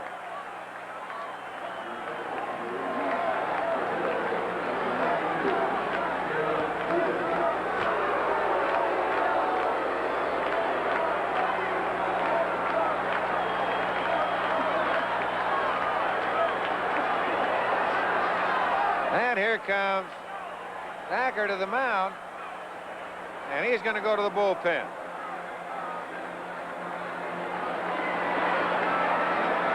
Well, that will be all for Bales.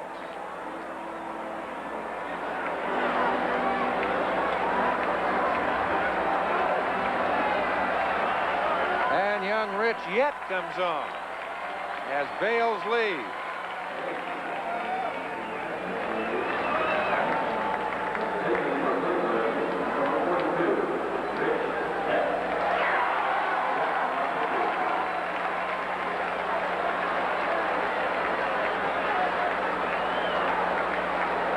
We've gone about as far as we can go without something happening.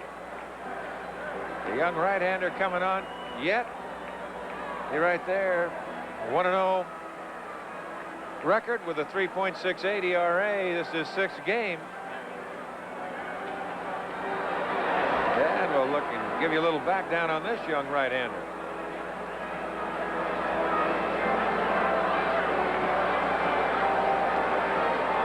Yet, well, there's another youngster. He's just 23 from Pomona, California, a 6'2", 187-pounder.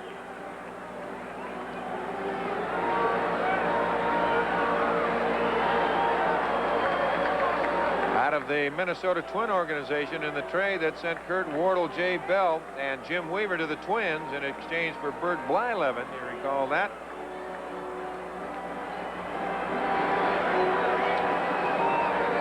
had last year at Toledo a record of 9-11 in 25 games and a 4.15 ERA.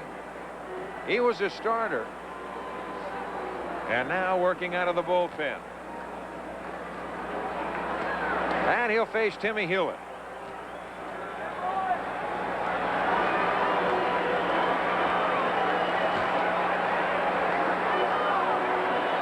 Well, the bases are loaded with 2 outs.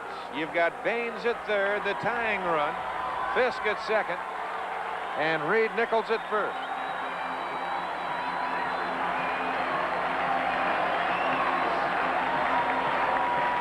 And Hewlett the hitter.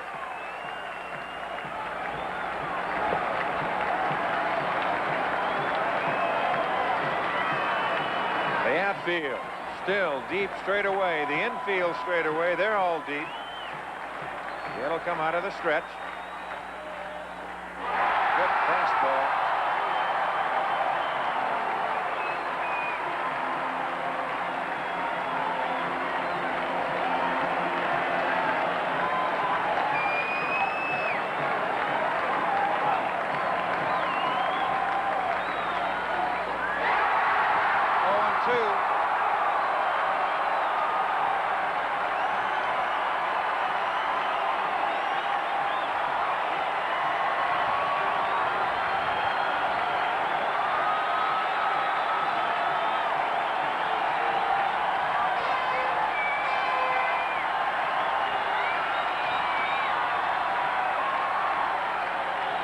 Right back through the middle. Base hit center field. Here comes Baines. Here comes Fisk.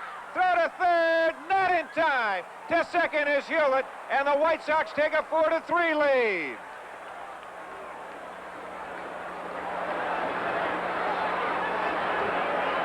So the one fastball too many, and he got it right back up the middle. Bernazard could not get there. 2-run score with 2 outs. To third is Nichols. To second is Hewlett, and the White Sox lead it 4-3. And that will bring on Brian Little.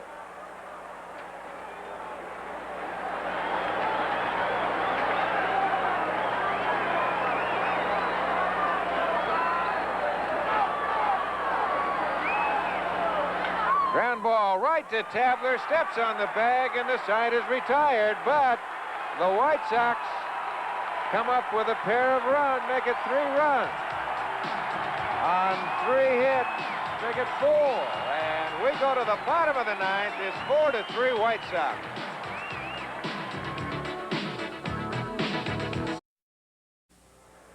Well, we got some changes for the White Sox.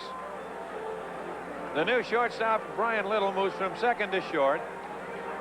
Timmy Hewlett stays in the game. He's at second base. Reed Nichols stays in the game. He's in left field. And guess who's coming behind the plate? Number 72, Mr. Carlton Fisk. And here he comes. First time all year. First time all spring. And here he comes. Now Carlton Fisk back behind the plate. So your infield of Tolleson, Little, Hewlett, and Bonilla. The outfield of Nichols, Cangelosi, and Baines, and the battery of Gene Nelson and Carlton Fisk. And Fudge don't even have his gloves here. That is somebody else's glove. They were talking about that before, as Carlton will go out and he will talk with Gene Nelson just to go back over the sign.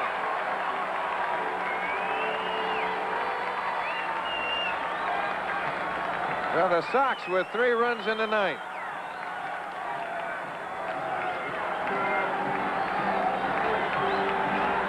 On 4 hits, they leave a pair. The Sox have left 5, 9,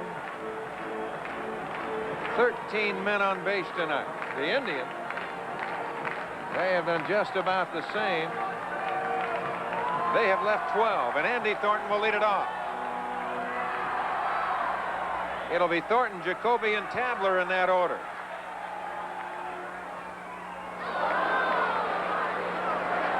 Oh, and 1 the count. lot of the catchers have their own chest protector and their different sets of shin guards, and I'm not sure if Pudge has any of them here, but he's there. High, out of play. That'll be out, and the count is 0-2. Well, when you've been an all-star catcher like Fisk, it doesn't take you that long to get back there and do what you're supposed to do.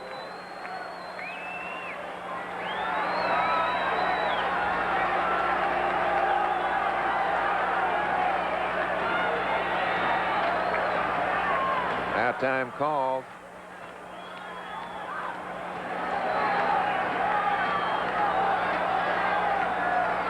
Well, the pitchers of record right now are Nelson and Bales outside, and the count 1-2.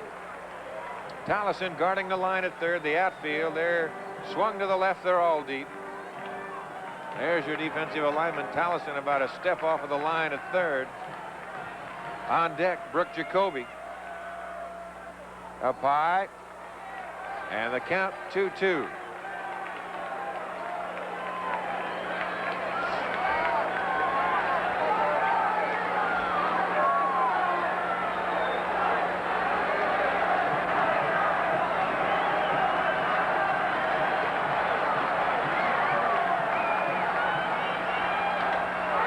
That's high to right center, but playable. Harold Baines is there. One out. Bob James throwing down in the bullpen. This cold weather and keeping that big guy caged up this long. Talking about fire and fall back. Here's Brooke Jacoby, as Pat Tabler will be on deck.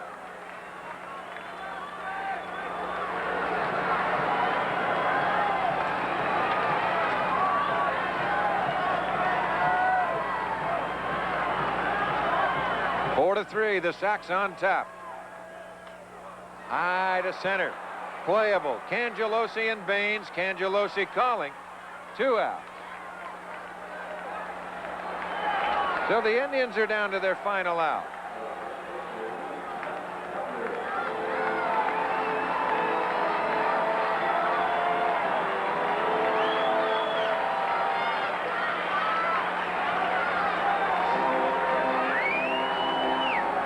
Tabler tonight is 1 for 4.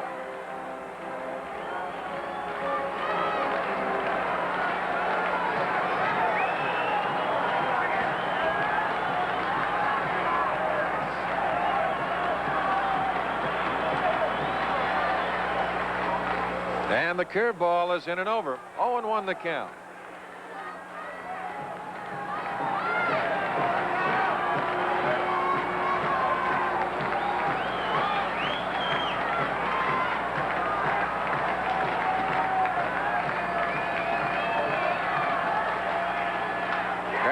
Little, this ought to do it. The big hop on across to Bonilla, and the ball game is over. But listen to the hand that the Cleveland Indians get, as the Indians, they get a round of applause. But look at the Sox players as they come out. Well, they're a happy group. Look at Pudge.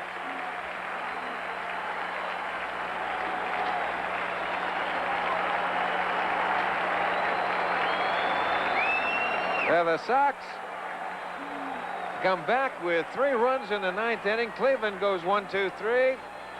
Tony La Russa down in the dugout. And there's a happy group of Sox players here tonight as the final score. The White Sox 4, the Cleveland Indians 3, and we'll be back.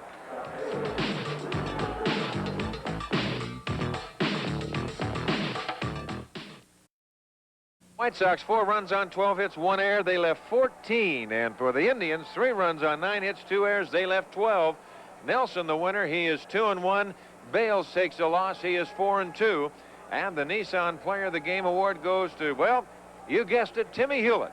The Chicago area dealers are proud to present $100 in his name to the Chi Sox kids. And let's take a look at that base hit by Timmy Hewlett with the count 0-2 and the bases loaded and the Indians leading it 3-2. Yet has a fastball up over the plate. Hewlett right back up the middle, out of the reach of the diving Bernazard. 2-run score, and that's all it took right there. Bain scoring, Fisk right behind him, and the final score, it was the White Sox 4 and the Cleveland Indians 3. The next WFLD game will be on Monday at 6:30 when the White Sox take on Baltimore. Tonight's game was produced and directed by Jim Angio. Coordinating producer was Lorene Ong. Production manager was Ken Kolb. Assistant production manager was Tom Fix. Studio director was Karen Barnett. Remote facilities provided by JR Production. The executive producer for the WFLD Chicago White Sox Network game was Bob Simone. Once again, the final score was the White Sox 4 and the Cleveland Indians 3. For Del Crandall, I'm Don Drysdale saying good evening from Cleveland. The preceding has been a sports presentation of Fox Television Stations Incorporated and the Chicago White Sox. This Chicago White Sox game is brought to you in part by exceptional